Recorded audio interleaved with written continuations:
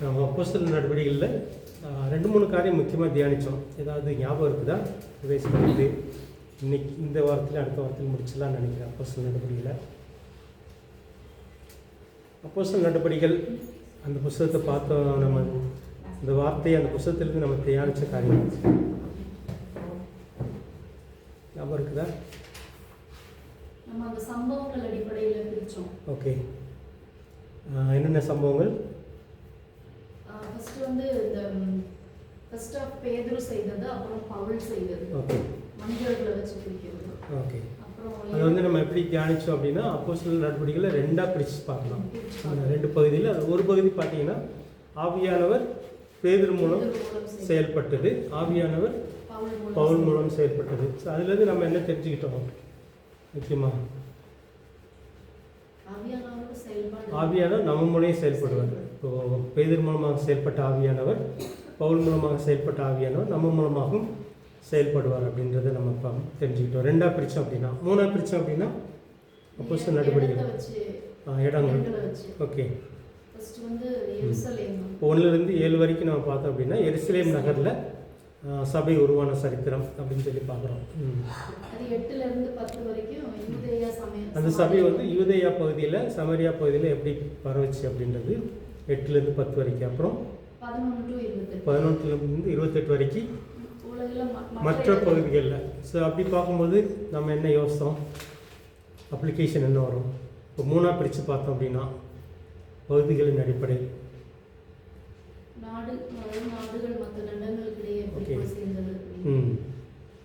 அது அப்ளிகேஷன் பார்க்கும்போது நம்ம பகுதியிலையும் ஆவியானவர் செயல்படுவார். இப்போ முதல்ல பார்த்தது வந்து நம்மளை கொண்டு செயல்படுவார். 2வது வந்து நம்ம பகுதி. ஆனால் நமக்குன்னு ஒரு பகுதி இருக்குது. இப்போ வந்து பேதருக்கு ஒரு பகுதி வச்சுருந்தார் யூதர்கள், பவுலுக்கு வந்து பிரஜாதின்னு வச்சுருந்தார். நமக்குன்னு ஒரு சில பகுதியில் வச்சுருப்பார். ஸோ அது எந்த பகுதின்னு நம்ம தெரிஞ்சு நம்மளை கொண்டு நமக்காக தேர்ந்தெடுக்கப்பட்ட பகுதிகளில் அது ஒரு சபையாக இருக்கலாம், அல்லது ஒரு ஊராக இருக்கலாம், அல்லது ஒரு நகரமாக இருக்கலாம், அல்லது ஒரு சமுதாயமாக இருக்கலாம். அந்த மாதிரி வந்து ஆவியானவர் நம்மளை கொண்டு ஒரு பகுதியில் நமக்குன்னு தேர்ந்தெடுக்கப்பட்ட பகுதியில் செயல்படுவார் அப்படின்னு தான் அப்ளிகேஷன். ஓகே, அடுத்தது ஞாபகம் இருக்குதா? ஸோ அப்போஸ்தலர் நடவடிக்கையில் 2 பகுதியாக பிரித்து பார்க்கலாம், 3 பகுதியாக பிரித்து பார்க்கலாம், இன்னொன்று வந்து 5 பகுதியாக பிரித்து பார்க்கலான்னு பார்த்தோம். சம்பவங்கள் அடிப்படையில் இது வந்து ரிப்பிள் எஃபெக்ட் அப்படின்றாங்க. அதாவது ஆவியானவர் வந்து எப்படி ஒரு தண்ணியில் ஒரு கள்ளத்துக்கு போட்டால் அப்படின்னா ஒரு சர்க்கிள் மாதிரி வரும். அடுத்தது இன்னொரு சர்க்கிள் வரும். அதே மாதிரி இந்த அலைகள் போல் இந்த 5 விதமான அலைகள் அப்படின்னு சொல்லி பார்க்குறோம். அதில் வந்து யூதர்கள் எருசலேம் மத்தியில் ஒரு நிறைவுக்குள்ளே வருது. 6ஆம் அதிகாரம் 7ஆம் வசனம் வாசிங்க பார்க்கலாம். அப்போஸ்தலர்கள் 6:7 துவக்கம் ஒன்று இருக்குது, அதே மாதிரி ஒரு நிறைவு. இந்த நிறைவு பகுதிகளை தான் நம்ம ரிப்பிள் எஃபெக்ட்னு சொல்லி பார்க்குறோம்.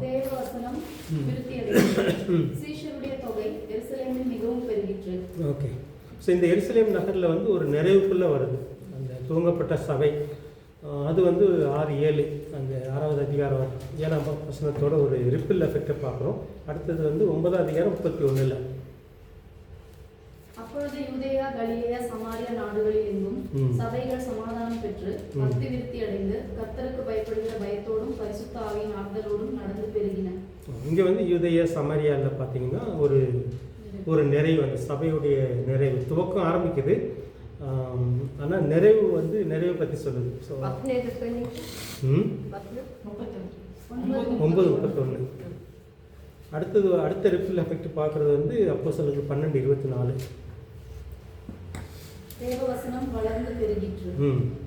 இது வந்து எங்கன்னு பார்த்தீங்கன்னா அந்தியோகியா அப்படின்னு சொல்லி. ஸோ அந்தியோகியா நகரம் முதல்ல வந்து யூத சபை வந்து யூதர் மத்தியில் எருசலேம் நகரத்தில் துவங்குச்சு. பிரஜாதிகள் மத்தியில் வந்து ஒரு முக்கியமான நகரம் இந்த அந்தியோகியா நகரம். ஸோ அங்கே வந்து ஒரு சபை ஒரு நிறைவுக்குள்ளே வருதுன்னு பார்க்குறோம் 12:24. அடுத்தது வந்து 16:5. இது வந்து ஆசியா பகுதியில் ஒரு சபை ஒரு நிறைவுக்குள்ளே வருதுன்னு சொல்லி பார்க்குறோம். அதனாலே சபைகள் விசுவாசத்தில் ஸ்திரப்பட்டு நாளுக்கு நாள் பெருகின. இது வந்து ஆசியா பகுதி. பகுதியில் வந்து ஒரு பெருக்கம் ஏற்படுதுன்னு சொல்லி பார்க்குறோம். கடைசியாக 19-20 பார்த்தீங்கன்னா ஐரோப்பா பகுதியில் ஒரு பெருக்கம் அல்லது ஒரு நிறைவுக்குள்ளே வருது. இவ்வளவு பலமாய் கர்த்தருடைய வசனம் விருத்தி அடைந்து மேற்கொண்டது. இது வந்து ஒவ்வொரு ஏரியாவில் துவங்கப்பட்ட திருச்சபை ஒரு நிறைவுக்குள்ளாக, ஒரு முழுமைக்குள்ளாக, ஒரு பெருக்கத்துக்குள்ளாக வருகிறத பார்க்குறோம். ஸோ இந்த மாதிரி 3 விதமாக நம்ம பிரித்து பார்க்கலாம் அப்போஸ்தலர் நடபடிகள் புஸ்தகத்தை. முதல்ல வந்து பேதுரு பவுல் நபர் மூலமாக, பேதுரு மூலமாக ஆவியானவர் செயல்பட்டார் யூதர்கள் மத்தியில், பவுல் மூலமாக பிரஜாதிகள் மத்தியில் ஆவியானவர் செயல்பட்டார். ரெண்டாவது வந்து எருசலேம் நகர், ஒவ்வொரு பகுதியில் எருசலேம் நகரில் வந்து துவங்கப்பட்ட சபை, அதுக்கப்புறம் யூதேயா கலிலேயாவில் துவங்கப்பட்ட சபை, மற்ற உலகத்தின் மற்ற பகுதிகளில் துவங்கப்பட்ட சபை. அதுமாதிரி நம்ம பகுதியிலே நமக்கொண்டும் நமக்குன்னு ஒரு பகுதி ஆண்டவர் வச்சுருப்பார். ஸோ நம்மளை கொண்டு ஆவியானவர் செயல்படுவார். அப்புறம் நம்மளை கொண்டு ஆரம்பித்ததை வந்து ஒரு நிறைவுக்குள்ளே ஆண்டவர் கொண்டு வருவார். ஸோ நம்ம வந்து குறைவோடு போக போகிறது கிடையாது. ஸோ நம்மளை கொண்டு ஆரம்பித்த ஒரு ஊழியம் ஒரு நிறைவுக்குள்ளே வந்ததுக்கப்புறம் நம்ம தேவனத்தில் போவோம் அப்படின்ட்டு ஒரு சத்தியம். இந்த 3 சத்தியம் இதில் அடங்கியிருக்குது. இதில் ஏதாவது உங்களுக்கு சந்தேகம் இருந்துச்சுன்னா கேட்கலாம்.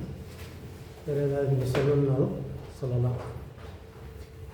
இது வந்து ஒரு சரித்திரத்தை மட்டும் படிக்கலை, அந்த சரித்திரம் வந்து நம்ம காலத்துலேயும் நடக்கும், அந்த காலத்தில் நடந்த மாதிரி நம்ம காலத்துலையும் நடக்கும் அப்படின்றது நம்ம தெரிஞ்சுக்கிறோம். ஆனால் அதுக்காக ஜெபம் பண்ணுறோம், நடக்குதா நடக்கலையா அப்படின்றத நம்ம பார்க்கலாம். ஏதாவது கேட்க விரும்புகிறீங்களா?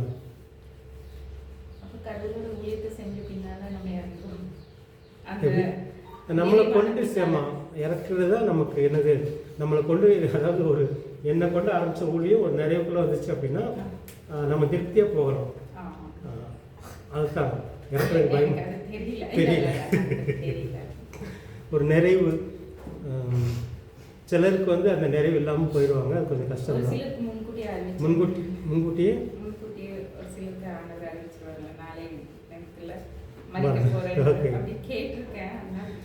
ஓகே. என்னை பொறுத்தல வந்து நம்மளை கொண்டு ஆரம்பித்த ஒரு ஊழியம் ஒரு நிறைவு, நம்மளை கொண்டு ஒரு நிறைவு வந்ததுக்கப்புறம் போகிறது தான் ஒரு நிறைவானது. எல்லாருக்கும் பொதுவானது அது. ஏன்னா ஆக்சிடெண்ட்டாக நிறையா நடக்கும். இப்போ வந்து நம்ம வேதத்தில் பார்க்கும்போது 12 பேர் தெரிஞ்சிருக்கிறாங்க. அதில் ஒரு யூதாஸ் வந்து செத்து போயிடலாம் தற்கொலை பண்ணி. ஆனால் 11 பேரில் பார்த்தீங்கன்னா முதல்ல மறிச்சது யார்? ஸ்தேவான் வந்து 12 பேரில் ஒருத்தர் இல்லை, யாக்கோபு தான் 12 பேரில் ஒருத்தர். கடைசியில் மறிச்சது வந்து படிச்சுட்டு இருந்தீங்க. ஓகே, ஸ்தேவானும் ரத்த சாட்சி தான். ஸ்தேவான் தான் மறிக்கிறாரு, ஃபஸ்ட்டு மறிக்கிறாரு. ஆனால் ஸ்தேவான் வந்து 12 பேரில் ஒருத்தர் இல்லை. இந்த நிறைவை பற்றி பேசும்போது சொல்கிறேன் நான். எல்லோரும் முடிச்சு, இப்போ யாக்கோபு வந்து முதல்ல மறிச்சிடாரு 12 பேரில், கடைசியாக மறிச்சது 11 பேரில் யோவான். ஸோ யோவான் இப்போ யாக்கோபு மறிக்கும் போது அண்ணன் 2 பேரும் அண்ணன் தம்பி. யாக்கோபும் யோவானும் வந்து அண்ணன் தம்பி. அதில் யாக்கோபு அண்ணன், யோவான் வந்து தம்பி. தம்பி மறிக்கும் போது கிட்டத்தட்ட 90 வயசுக்கு மேலே இருக்கும். ஆனால் அண்ணன் யாக்கோபு மறிக்கும் போது ஒரு 30-35 வயசுக்குள்ள தான் இருக்கும். ஏன் நிறைவு? நிறைவு யாக்கோபுக்கு நிறைவு இல்லை, யோவான் வந்து வயசு முதிர்ந்து மறிக்கிறாரு, அவருக்குள்ள ஒரு நிறைவுக்குள்ளே வர்றாரு. இப்போ நிறைவை பற்றி பார்க்கும்போது உங்களுக்கு என்ன புரியுது? இந்த 2 பேரை வச்சு பார்க்கும்போது இந்த ரத்த சாட்சிக்குள்ள இந்த சக்தி அடங்கியிருக்கு. அதனால் நீங்கள் ரத்த சாட்சி சொன்னதுனால நான் பேசியாகணும். அப்போ வந்து யோவான் வந்து கிட்டத்தட்ட 60-70 வருஷம் ஊழியம் செஞ்சு மறிக்கிறாரு. ஆனால் யாக்கோபு வந்து கிட்டத்தட்ட 1 வருஷம் 2 வருஷம் ஊழியத்திலே மறிச்சிட்டாரு. கடைசியில் 2 பேருக்கும் பலன்னு சொல்லி பார்க்கும்போது யாக்கோபுக்கு கம்மியாகவும் யோவானுக்கு நிறையா கிடைக்குமா? ஏன்னா யோவான் வந்து 50 வருஷம் ஊழியம் செஞ்சவர். ஆனால் யாக்கோபு வந்து வருஷம் தான் ஊழியம் செஞ்சவர். ஆனால் அவங்களுடைய பலன்கள் வந்து பார்க்கும்போது யாக்கோபுக்கு கம்மியாகவும் யோவானுக்கு அதிகமாக கிடைக்குமா? அதுதான் என்னோடய கேள்வி. புரிஞ்சுதான கேள்வி? கடைசியில் நித்தியத்தில் போகிறாங்க, அவங்களுக்கு ரிவார்டு கிடைக்குது. ரிவார்டுன்னு பார்த்தா யாக்கோபுக்கு கம்மியாகவும் யோவானுக்கு அதிகமாக கிடைக்குமா? இந்த சத்தியம் புரிஞ்சுன்னா உங்களுக்கு இந்த ரத்த சாட்சியுடைய சத்தியம் புரியும். அழைப்பு கேட்டபடி இந்த இதை வந்து பவுல் சொல்லுவார், பவுல் எழுதுவார். இந்த ரத்த சாட்சியாக மறிக்கிறவங்களுக்கு என்ன பார்த்தீங்கன்னா, அவங்க இப்போ யோவான் மாறி இவரும் 90 வயசு வரைக்கும் இருந்து செய்கிற ஊழியத்தை 1 வருஷம் 2 வருஷத்துல முடிச்சிடறாரு. இதுதான் அந்த ரத்த சாட்சிக்குள்ள அடங்கியிருக்கு. கிட்டத்தட்ட பலன் பார்த்தீங்க அப்படின்னா யோவானை விட யாக்கோபுக்கு தான் அதிகமான பலன் இருக்குது. ஒரு ஸ்பெஷல் இருக்குது ரத்த சாட்சிக்கு வந்து ரிவார்ட்லேயே ஒரு ஸ்பெஷல் இருக்குது. அப்போ வந்து பார்த்தீங்க அப்படின்னா யோவான் வந்து உயிரோடு இருந்து அத்தனை வருஷம் உயிரோடு இருந்து செஞ்ச ஊழியத்துக்குரிய பலனை விட யாக்கோபு வந்து ஒரு சில வருஷங்களே செஞ்சு ரத்த சாட்சியாக மறிச்சதுனால அவருக்குரிய பலன் அதிகமாக இருக்கும். இந்த கிரீடத்தில் பார்த்தீங்க அப்படின்னா கிரீடம் ஒரு 5 வகையான கிரீடம்னு சொல்லி பார்க்கணும். ஒரு சத்தியம் இருக்குது. அதில் வந்து சாதாரண விசுவாசிகளுக்கு ஒரு கிரீடம், இந்த ரத்த சாட்சிகளுக்கு வந்து ஒரு ஸ்பெஷல் கிரீடம் இருக்குது. ஸோ அது வந்து யாக்கோபு கிடைக்கும். ஸோ இதுதான் அவங்க இது வந்து அகால மரணம் மாதிரி இருக்கும் யாக்கோபு. ஆனால் நீங்கள் ரத்த சாட்சியாக மறைச்சிங்க அப்படின்னா நீங்கள் உயிரோட 100 வருஷம் இருந்து செய்கிற ஊழியத்துக்குரிய பலன் இதுக்குள்ளேயே கிடச்சிடும் அப்படின்றதான். ஸோ இது ஒரு நிறைவு, இந்த ரத்த சாட்சின்றது ஒரு நிறைவு.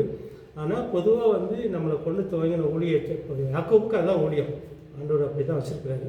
ஸோ அதை முடிச்சிடாரு. ஆனால் அதோடைய பலன் வந்து நிறைவாக தான் இருக்கும். ஆனால் மற்றபடி நம்ம மறிக்கிறோம் பாருங்கள், விபத்துலேயோ அல்லது மற்றதுலேயோ வந்து ஊழியக்காரங்க வந்து திடீர்னு செத்து போகிறாங்க. அவங்களுக்கு வந்து நிறைய ஆசை இருந்திருக்கும், அந்த ஆசையெல்லாம் முடியாமல் இறந்துருப்பாங்க. அதில் கேள்விகள் இருக்குது, இது ஏன் அப்படின்ற மாதிரி நிறைய கேள்வி இருக்குது. நிறைய கேள்விகளுக்கு பதில் நமக்கு கிடைக்காது. குறிப்பாக நான் வந்து இடையில ஒரு நிறைய சாட்சி கேட்டுட்ருப்பேன் யூடியூப்பில். அப்போ அந்த பவுலோஸ் அவர் இறந்துட்டார் கொரோனா டயத்தில். அவர் நல்ல ஒரு ஊழியம், அவரெல்லாம் அடி வாங்கி ஊழியம் ஆரம்பித்தவர். ஒரு பெரிய பைபிள் காலேஜ் கட்டுறாங்க அங்கே. ஆனால் அந்த கட்டடம் முடியவே இல்லை. அவங்க மனைவிட்டு ஒரு இன்டர்வியூ எடுக்கிறார் அவர். அவங்களுடைய ஆசையெல்லாம் வந்து இதை முடித்து இதோடைய தரிசனம் நிறைவேறணும். ஆனால் நிறைய கேள்வி இருக்குது. நல்ல ஊழியம் செஞ்சவர் தான், ஏன் முடியலை, ஒரு நிறைவுக்குள்ளே ஏன் வரலன்ற மாதிரி. ஆனால் நம்ம இந்த சத்தியத்திலிருந்து என்ன பார்த்துக்கிறோம் அப்படின்னா, நம்மளை கொண்டு ஆரம்பித்த ஊழியத்தை நம்மளை கொண்டு ஆண்டவர் முடித்து ஒரு நிறைவுக்குள்ளாக, ஒரு சின்ன ஊழியமாக இருக்கலாம், அது பெரிய ஊழியமாக இருக்கலாம். பவுலை பொறுத்தளவு வந்து பார்த்திங்க அப்படின்னா, ஓட்டத்தை முடித்தேன், விசுவாசத்தை காத்துக்கொண்டேன், ஜீவுக்கு இடம் எனக்காக இருக்குது. அப்போது ஒரு நிறைவுக்குள்ளே வந்துட்டார். அந்த நிறைவேற்ற நம்ம பேசுகிறோம். இப்போ ரத்த சாட்சிகள் ஒரு பக்கம், அவங்க நிறைவு வேறு. அவங்க திடீர்னு மறிச்சா கூட அவங்களுடைய ஊழியம் ஒரு நிறைவுக்குள்ளே வந்துடுது. ஆனால் ஓடி முடிக்கிறதில்ல, ஊழியம் செஞ்சு முடிக்கிறதுல வந்து நமக்கு ஒரு திருப்தியை கொடுப்பார். இது வந்து பெரிய ஊழியம் பவுல் செஞ்சது. ஆனால் நீங்கள் சிமியோன் தானே, இயேசு குழந்தைய கையில் ஏற்றிட்டு நான் திருப்தியாக சாக போகிறேன்றார். அவர் வந்து காத்துட்டு இருந்தது வந்து மேசியா குழந்தையாக பிறப்பார், அவரை நான் ஆசீர்வதிக்கணும், அவரை குறித்து தீர்க்க தரிசனம் சொல்லணும், அது மட்டும் நடந்துருச்சுன்னா நான் செத்துருவேன்றாங்க. ஸோ திருப்தியாக மறிச்சிடுவேன்றாங்க. ஸோ அவருக்குள்ள ஊழியன்றது வந்து என்ன அப்படின்னா, காத்துட்டே இருக்கிறாரு, இயேசு பிறக்க வரைக்கும் காத்துட்டே இருக்கிறாரு. பிறந்தவொடனே அவர் குழந்தை கையில் ஏந்தி ஒரு ப்ரேயர் பண்ணுறாரு. ப்ரேயர் பண்ணோன்னே என் ஊழியம் முடிஞ்சிச்சு அப்படின்றாரு. ஸோ அந்த மாதிரி சின்ன ஊழியமாக இருக்கலாம், அவ்வளோ மாதிரி பெரிய ஊழியமாக இருக்கலாம், ஒரு நிறைவுக்குள்ளே ஆவியானவர் கொண்டு வருவார். ஸோ அதைத்தான் நம்ம பேசணும். இந்த நிறைவு நம்மளை கொண்டு துவங்கின ஊழியம் நம்மளை கொண்டு நமக்கு ஒரு திருப்தி வரும். என்னை கொண்டு ஆரம்பித்த ஊழியம் முடிய போகுது, இதை வந்து அடுத்த கையில் கொடுத்துட்டு போகணும். அது வேறு, இன்னொருத்தவங்கள்ட்ட நம்ம உருவாக்கி, பவுல் வந்து தீமோத்தி கையிலையும் தீத்து கையில் இவங்க கையிலலாம் கொடுக்குறாரு. அந்த மாதிரி ஆண்டவர் செய்வார். ஸோ இந்த நிறைவை பற்றி பேசணும். ஸோ அந்த மாதிரி நிறைவு தான் நம்ம இதில் பார்க்குறது. பேதுருவை பற்றி ஆரம்பித்தார், பேதுருவை பயன்படுத்தினார், பவுலை பயன்படுத்தினார், நம்மளையும் பயன்படுத்துவார். பேதுருக்கு ஒரு பகுதியை வச்சுருந்தார், பவுலுக்கு ஒரு சில பகுதியில் வச்சுருந்தார். அது மாதிரி நமக்குன்னு ஒரு சில ஏரியா வச்சுருக்கிறார், ஒரு சில பகுதி ஊழியத்தின் பகுதியில் வச்சுருக்கிறாரு. அப்புறம் நம்மளை கொண்டு ஆரம்பித்ததை நம்மளை கொண்டு முடிப்பார். ஸோ இந்த 3 சக்தியும் அப்போஸ்தலர் அடிப்படையில் நம்ம அடங்கியிருக்குன்னு சொல்லி பார்க்குறோம். வேறு ஏதாவது கேட்கணுனாலும் நீங்கள் கேட்கலாம். ஸோ இது நம்மளை கொண்டே ஆண்டவர் ஆரம்பிப்பார், நமக்குன்னு சில பகுதியில் வச்சுருக்கிறாரு, நமக்குன்னு சில ஊழியம் வச்சுருக்கிறாரு, நம்மளை கொண்டு துவங்குவார், நம்மளை கொண்டு முடிப்பார். ஸோ அந்த ஒரு சத்தியத்தில் நம்ம அடங்கியிருக்குது, மறைஞ்சிருக்குன்னு சொல்லி பார்த்தோம். ஏதாவது கேட்க விரும்புகிறீங்களா? ஒருவேளை அந்த நிறைவு எப்போ வரும்னு நம்ம சொல்ல முடியாது, நமக்கு ஒரு திருப்தி வரும். ஆனால் சில நேரத்தில் நீங்கள் பார்த்தீங்கன்னா, இப்போ எலியா வந்து போதும் ஆண்டவரே, அந்த மாதிரி சொல்கிற நிறைய ஊழியர்களுக்கு வரும். சில நேரம் நம்மளே போதும்ப்பா ஆண்டவரே, இது போதும், இதுக்கு மேலே என்னால் முடியாது, ஸோ அந்த மாதிரி சொல்கிற நிலமை வரும். ஆனால் ஆண்டவர் வந்து எலியா வந்து எடுத்துக்கிட்டார், வேறு விஷயம் வேறு இது இல்லை, எலிசாவை உருவாக்க வச்சுட்டு அப்புறம் எடுத்தார். ஸோ அந்த மாதிரி சில காரியங்கள் செய்வார். சில நேரத்தில் நம்மளும் சோர்ந்து போகக்கூடாது. எலியாட்டுன்னு நம்ம கற்றுக்கு அவர் மாதிரி நம்ம சோர்ந்து போகக்கூடாது. திரும்ப திரும்ப பலன் கேட்டு செய்யணும். நம்மளை கொண்டு ஆரம்பித்தது நம்மளை கொண்டு முடிக்கணும் அப்படின்றதுக்காக பலன் கேட்டு. ஆனால் ஊழியத்தில் நிறைய சோர்வுகள் வரும். ஆனால் எலியா மாதிரி நம்மளும் எடுத்துக்கோங்கன்னு சொல்கிறது வந்து சரியான ஜபம் கிடையாது.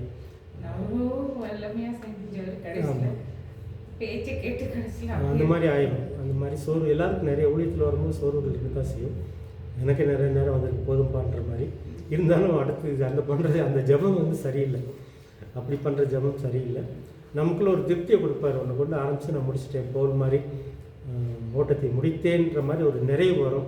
ஸோ அப்போ வந்து நம்ம ஒப்பு கொடுக்கறது நல்லது, தேவனுடைய சமூகத்தில் ஒப்பு கொடுக்கறது நல்லது. ஓகே, வேறு ஏதாவது கேட்க விரும்புகிறீங்களா, சொல்ல விரும்புகிறீங்களா? இந்த 3 முக்கிய சக்தி இதில் அடங்கியிருக்குது. நம்ம இன்றைக்கி பார்க்குறது வந்து அற்புதங்கள். இதில் வந்து நிறைய அற்புதங்கள் இருக்குது. கிட்டத்தட்ட ஒரு 70 எல்லாத்தையும் பார்க்க முடியுமான்னு தெரியல. நம்ம ஆரம்பிக்கலாம், ஒரு வேளை அடுத்த வாரத்தில் நம்ம முடிக்கலாம்னு நினைக்கிறேன். வராதவங்க வந்து யூடியூப்பில் பார்ப்பாங்கன்னு நினைக்கிறேன். இவ்வளோ அற்புதங்களையும் நம்ம தியானித்து முடிக்க முடியுமான்னு தெரியல. Will go through. ஒரு 70 கிட்ட நான் நோட் பண்ணி வச்சுருக்கிறேன்.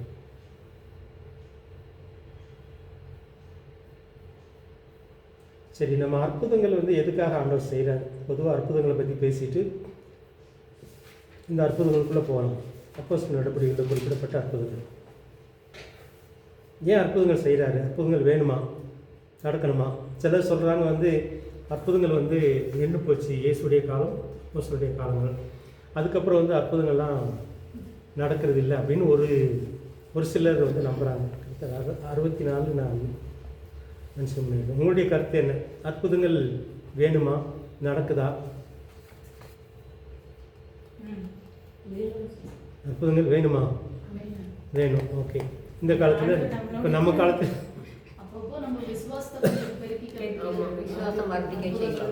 ஓகே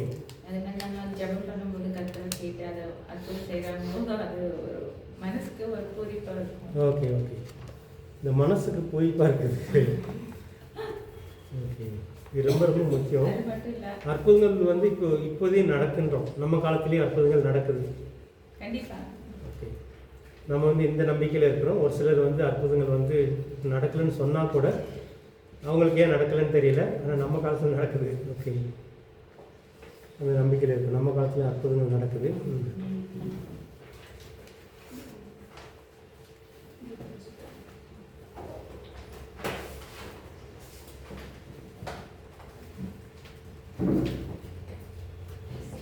எதுக்காக அற்புதங்கள் வேணும்? முதல்ல வந்து விசுவாசம்.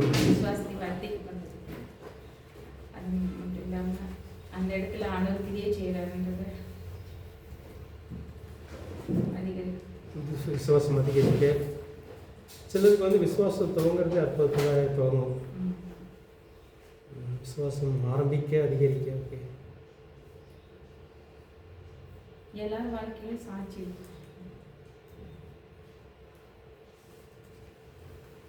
ஆமாம், அதாவது ஒரு சாட்சி, ஏதாவது அவங்க வாழ்க்கையில் ஒரு அற்புதத்தை பார்த்துருப்பாங்க, அங்கே தான் அவங்களுக்கு விசுவாசம் ஆரம்பிச்சிருக்கோம்.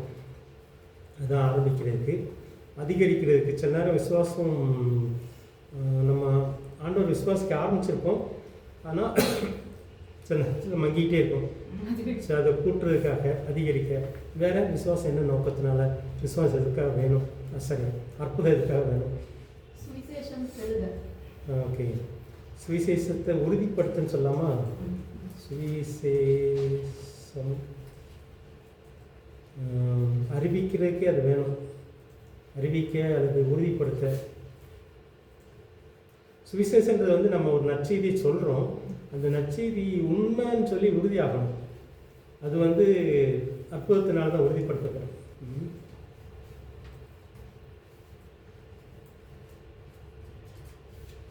சுவிசேஷம் அறிவிப்பதற்கும் உறுதிப்படுத்தப்படவும் அற்புதங்கள் வேணும். வேற எதுக்காக?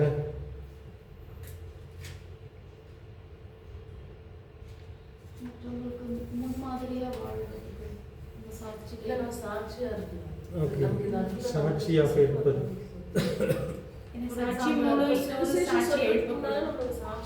ஓகே ஓகே, சாட்சின்றது வந்து நம்ம அற்புதத்தை பார்த்துருக்கோம், அதான் சாட்சின்றோம் இல்லை? அதானே, நம்ம பார்த்த அற்புதத்தை அறிவிக்கிறது தான் சாட்சி, அதானே? நம்ம லைஃப்ல ஒரு அற்புதம் நடந்ததுன்னா நம்ம மக்களுக்கு சுவிசேஷம் சொல்றதுக்கு முன்னால நம்மளோட சாட்சியை கூட அவங்களுக்கு ஷேர் பண்ணிட்டு அப்புறம்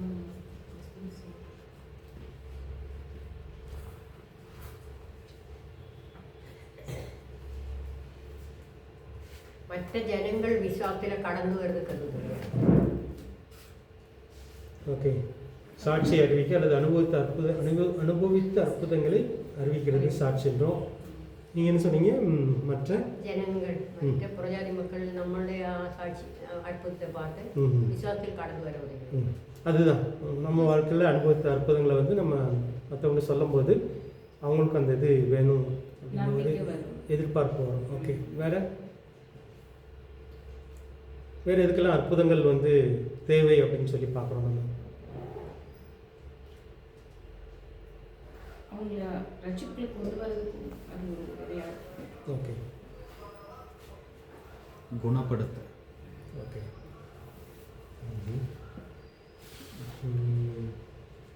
ரட்சிப்புக்கு வழிநடத்த.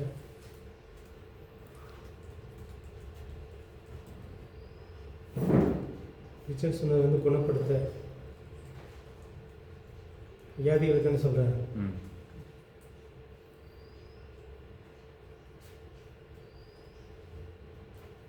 ஸோ வியாதிகளை குணப்படுத்துதல் ஒரு அற்புதம் தான். இது எதுக்காக செய்கிறோம்? இது வந்து இயேசுடைய கட்டளைகளில் ஒன்று. நீங்கள் போங்க, பிரசங்கம் பண்ணுங்க, பேய்களை விரட்டுங்க, வியாதிகளை குணப்படுத்துங்க அப்படின்ற ஒரு கட்டளை இருக்குது. ஓகே, வியாதிகளை குணப்படுத்துதலில் வந்து நீங்கள் என்ன லிஸ்ட்டில் சேர்க்கலாம்? அற்புதம்.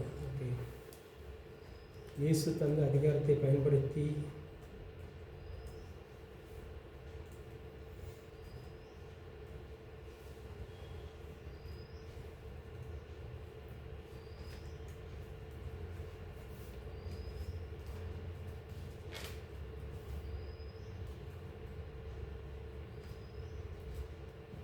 வியாதிகளை குணப்படுத்துறது வந்து இயேசுடைய வந்து அதிகாரத்தை பயன்படுத்துறது தான். பேய்களை விரட்டுறதும் அதோட தான் செய்கிறோம்.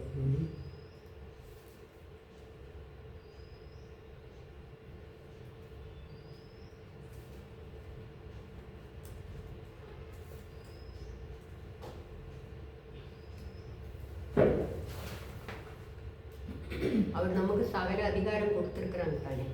இதான் அவர் கொடுத்த அதிகாரம் எல்லாம் நமக்கு கொடுத்துருக்காங்க. ஆமாம், அதை செயல்படுத்துவதற்கு ஒரு இது எதுவாகும் இல்லை. அதை செயல்படுத்துவதற்கு. ஆமாம், இயேசுவே மெய்யான தெய்வம் என்று அறிந்து கொள்ள இந்த பாயிண்ட் வரணும். இயேசுவே மெய்யான தெய்வம் என்று அறிந்து கொள்ள. ஓகே, இன்றும் கர்த்தர் உயிரோடு இருக்கிறாருங்கிறதுக்கு ஒரு சாட்சி அது அதுதான் அதுதான் உண்மையான அது. அவர் இன்னைக்கு எல்லாரும் சொல்றாங்கல்ல, மரித்தேனான சதாகாரம் உங்களோடு இருக்கிறேன்னு. ஆனா அவர் இன்னைக்கு உயிரோடு இருக்குன்னு இந்த அடையாளம் மூலம் நம்ம உறுதிப்படுத்திக்கலாம் அடுத்தவங்க. இது மூலமாக வந்து இயேசு இப்பவும் உயிரோடு இருக்கிறார், செயல்படுகிறார், அது உறுதிப்படுத்தலாம். நீங்க என்ன சொன்னீங்க? இயேசுவே மெய்யான தெய்வம் என்று அறிந்து. அதுதான். ஓகே,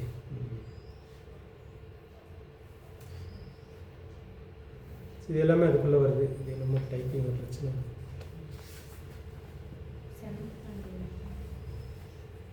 டைப் பண்ண முடியல. ஓகே, வேறு என்ன காரணங்கள் அற்புதங்கள் வந்து தேவைன்னு சொல்லி ரீஸ்டார்ட் பண்ணுறேன்.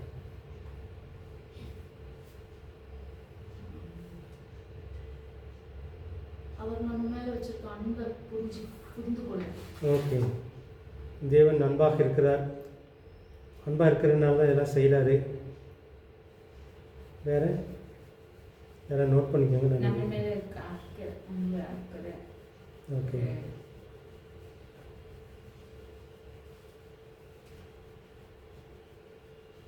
கம்ப்யூட்டர் பிரச்சனை பண்ண ரீஸ்டார்ட் பண்ண.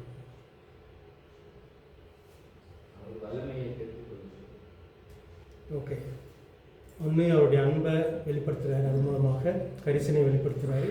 தரிசனம் என்ன தரிசனம் சொல்கிறீங்க நீங்கள்? அதை பற்றி தரிசனம் காமிச்சிட்டு அதுக்காக நம்ம ப்ரேயர் பண்ணும்போது அது நம்ம மேலே, நம்ம ஜனங்கள் மேலே அவர் வச்சிருக்க ஒரு அக்கறை தானே வெளிப்படுத்தி அவங்களுக்காக ஜெபிக்க சொல்கிறாங்க.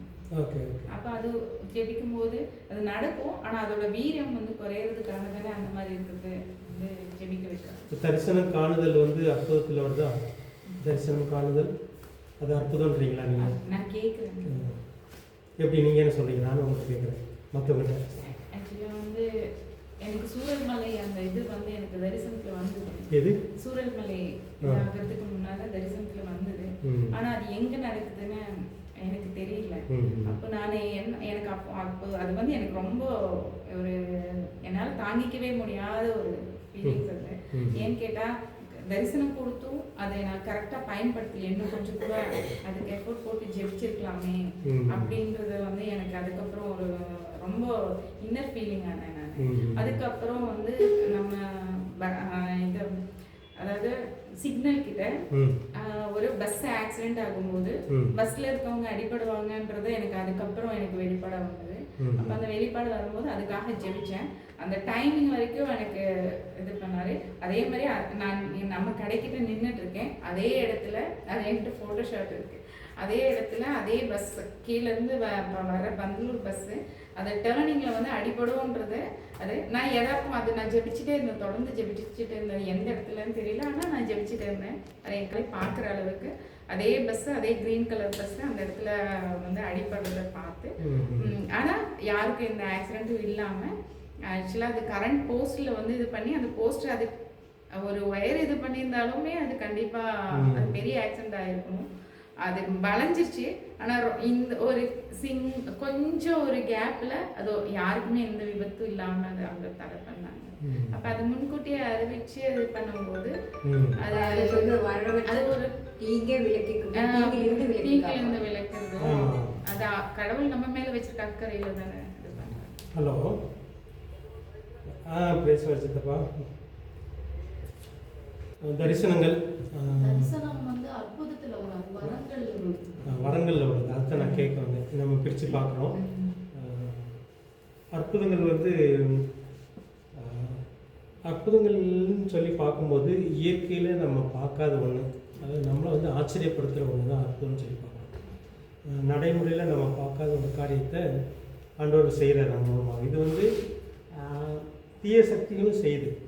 இந்த அற்புதங்கள் வந்து தீய சக்தியினாலும் செய்யப்படுது. அவங்களுக்கும் ஒரு ஆச்சரியத்தை உண்டாக்குது நடைமுறையில் பார்க்காதவங்க. அதனால தான் வந்து அந்தி கிறிஸ்துன்னு கூட அற்புதம் செய்கிறான். ஆனால் இது வந்து தேவனால் செய்யப்படும் பொழுது தேவ ராஜ்யம் அங்கே ஸ்தாபிக்கப்படுதுன்னு சொல்லி பார்க்கணும். தேவ ராஜ்யத்துக்கு ஒரு நோக்கம் இருக்குது. அவர் அற்புதத்தை வந்து செய்யும்போது அவருக்கு ஒரு நோக்கம் இருக்குது. ஆனால் தீய சக்திகளை அற்புதம் செய்யும்போது மனுஷங்களை குழப்புறது, தேவனிடத்தில் போக விடாமல் தடுக்கிறதுக்கு, ஸோ அவங்களும் அற்புதங்கள் பண்ணுறாங்கன்னு சொல்லி பார்க்குறோம். நிறைய காரியங்கள் வந்து நடக்குது. அதிகமாக தீய சக்திகளால் நடைபெறாத அற்புதம் அப்படின்னா என்ன? தேவனால் மட்டும் நடக்கிற அற்புதம்னு சொல்லி பார்த்தீங்கன்னா என்னவா இருக்கும்? மற்றவங்க எல்லாம் இப்போ வந்து மோசை அற்புதம் பண்ணுறாரு, அதே மாதிரி மற்றவங்களும் அற்புதம் பண்ணுறாங்க.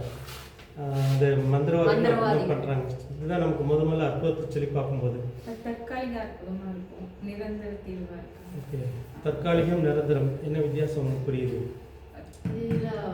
கடவுள் செய்யற அற்புதத்துல ஒரு சமாதானம் இருக்கும், விடுதலை இருக்கும். அப்படி இருக்காது. வேற அப்படி இல்லையா? என்னுடைய இது வாங்க, இப்படி முன்னாடி கூட வாங்க, முன்னாடி வாங்க. விசாசம் அற்புதத்தை செய்யறாங்க. ஆமா, விசாசம் அற்புதத்தை செய்யறாங்க. ஜீசஸ் பண்ண அத்தனை அற்புதத்தை அவன் செய்யறான். அவனுக்கும் ஆண்டவர் செய்யற அற்புதங்களுக்கு ஒரு வித்தியாசம் என்னன்னா, இவன் ஜீவன் எடுக்கக்கூடியவன், ஆண்டவர் ஜீவனை கொடுக்கக்கூடிய. அதைத்தான் நான் கேட்க வரேன். இந்த ரெண்டு வரப்பும் வந்து செத்தவங்களை உயிரோட எழுதுற அர்த்தம் வந்து சாத்தனால செய்ய முடியாது. மற்ற எல்லாம் செய்வான். ஈக்குவல் டு காட் வந்து அவனால் செய்ய முடியும். மரித்தோரை உயிர்த்தலை வைக்கிற சக்தி அவனுக்கு இல்லை, உயிர் கொடுக்க முடியாது. ஆனால் அழிக்கிற சக்தியில் எல்லாமே செய்யலாம். அழிக்கிறதுக்காக செய்கிறது அவனுடைய அற்புதங்களாக இருக்கும். தேவன் வந்து அழிவுக்கு நேரான அற்புதங்கள் எதுவும் செய்ய மாட்டார். அவர் வந்து உருவாக்குறதுக்கான அற்புதங்கள் தான் செய்வார். ஸோ இதுதான் நம்ம முக்கியமாக பார்க்கணும், வித்தியாசம் பார்க்கும்போது. ஆனால் அவங்களால ஏன் அற்புதம் செய்ய முடியுது? இந்த தீய சக்தியால் மந்திரவாதிகளாலே அற்புதம் செய்ய முடியுது. ஏன்? அந்த சக்தியை வந்து ஆண்டவர் கொடுத்துருக்கிறாரு. இந்த விழுந்து போன தூதர்களுக்கும் அந்த சக்தி இருக்குது. இது வந்து அந்த உலகத்திலேருந்து, அதாவது நம்ம கண்ணுக்கு தெரியாத உலகம்னு ஒன்று இருக்குது, கண்ணுக்கு தெரியாத உலகம்னு ஒன்று இருக்குது. கண்ணுக்கு தெரியாத உலகத்தில் தீய சக்தியும் இருக்குது, ஆண்டோடைய சக்தி நம்ம நல்ல சக்தின்னு சொல்லி பார்க்குறோம். ஸோ அவங்க வந்து மனுஷங்களை ஏமாத்துறதுக்காக சில அற்புதங்களை செய்கிறாங்க. ஆனால் தேவன் செய்கிற அற்புதம் வந்து ஏமாத்துறதுக்காக இல்லாமல் அவங்களுடைய வாழ்க்கையை வந்து நல்வழியாக்குறதுக்காக, தேவன் பக்கம் திருப்புறதுக்காக, உண்டாக்குறதுக்காக, உயிரடைகிறதுக்காகன்னு அற்புதங்களாக இருக்கும். ஸோ அந்த அற்புதங்கள் நீங்கள் வித்தியாசப்படுத்தி பார்க்கும்போது தான் உங்களுக்கு ஓரளவுக்கு புரியும்.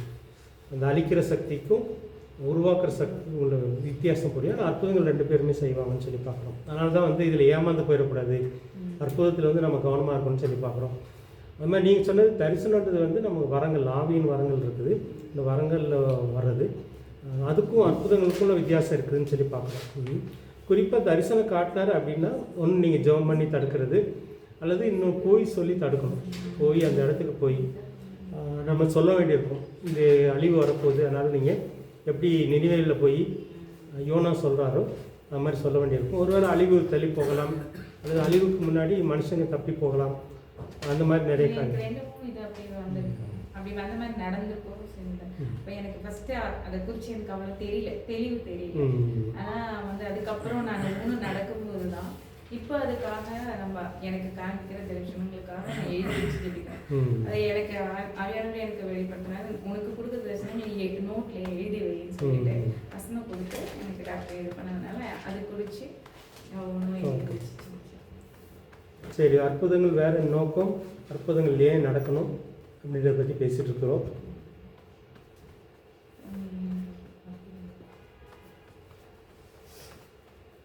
அவர் நம்மளோட கூட இருக்கிறத உறுதி. ஓகே, இது கொஞ்சம் சிக்கலான காரியம். அற்புதம் நடந்தால் தான் ஆண்டவர் நம்ம கூட இருக்காரா? ஆரம்பத்தில் ஓகே, ஆனால் இது கொஞ்சம் சிக்கலாயிரும். அதாவது அற்புதம் நடக்கல ஆண்டவரோட ஆண்டவர் நம்ம கூட இல்லை அப்படின்ற மாதிரி நம்ம நினச்சிடக்கூடாது. இது கொஞ்சம் வித்தியாசமான ஒரு இது. அதில் ரொம்ப கவனமாக இருக்கணும். இஸ்ரேல் மக்கள்கிட்ட வந்து இஸ்ரேல் மக்கள் வந்து ஆண்டவரை சோதித்தாங்க. ஏன் சோதித்தாங்க? நிறைய அற்புதம் பார்த்துட்டே வராங்க. அவங்க டெய்லி அற்புதம் பார்க்குறாங்க. ஏன்னா வானத்துலேருந்து மண்ணா விழுகிறது டெய்லி அவங்க பார்க்குற அற்புதம். கல் பாறைக்குள்ளேருந்து தண்ணி வருது அவங்க பார்த்த அற்புதம். இருந்தாலும் ஆண்டவர் ஏன் சோதிக்கிறாங்க? முறுமுறுக்கிறாங்க, சோதிக்கிறாங்க. ஏன்?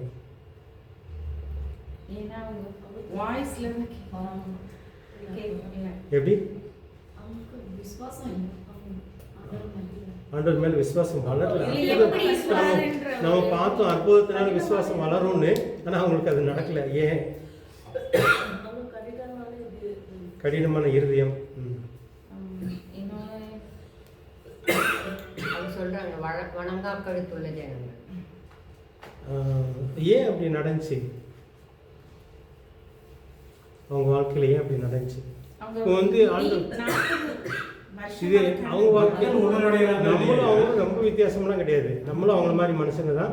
நமக்கும் அவங்களுக்கு வர பிரச்சனை நமக்கு வரும். நமக்கும் அதே மாதிரி சேலஞ்சஸ் எல்லாம் வரும். இப்போ நீங்கள் இது கேட்டு நான் சொல்கிறேன், அற்புதம் வந்து நம்ம தொடர்ந்து விசுவாசத்தில் இருக்க ஆண்டவர் நம்ம கூட இருக்கிறான்றதுக்காக, புரிஞ்சுக்கிறதுக்காக அப்படின்றது. ஸோ இங்கே தான் அந்த சிக்கல் வருது. ஆண்டவர் நம்ம கூட இருக்கிறத வந்து புரிஞ்சுக்கிறதுக்காக அற்புதம் நம்ம அற்புதத்தை எதிர்பார்த்தோம் அப்படின்னா விசுவாசத்துக்கு போயிடுவோம். இஸ்ரேல் மக்கள் போன மாதிரி நம்ம போயிடுவோம். அந்த சத்தியம் ரொம்ப முக்கியம் இங்கே. விசுவாசம் நம்ம பார்த்துக்கிட்டே இருந்தாலும் நமக்கு விசுவாசம். அதாவது ஒரு அற்புதம் நடந்துகிட்டே இருந்தாலும் நமக்கு விசுவாசம். ஓகே, எல்லாத்துக்குமே அற்புதத்தை எதிர்பார்ப்பாங்க. எல்லாத்துக்கும் அற்புதத்தை எதிர்பார்க்கறது சரியானதான் நம்ம கேள்வி. அப்படி பார்த்தா புறஜாதி மக்களும் அற்புதத்துக்காக ஆண்டவரை தேடி வந்துட்டு திரும்ப பின்மாற்றத்தில் போயிடுவாங்க. கிடைத்த பின்புதான்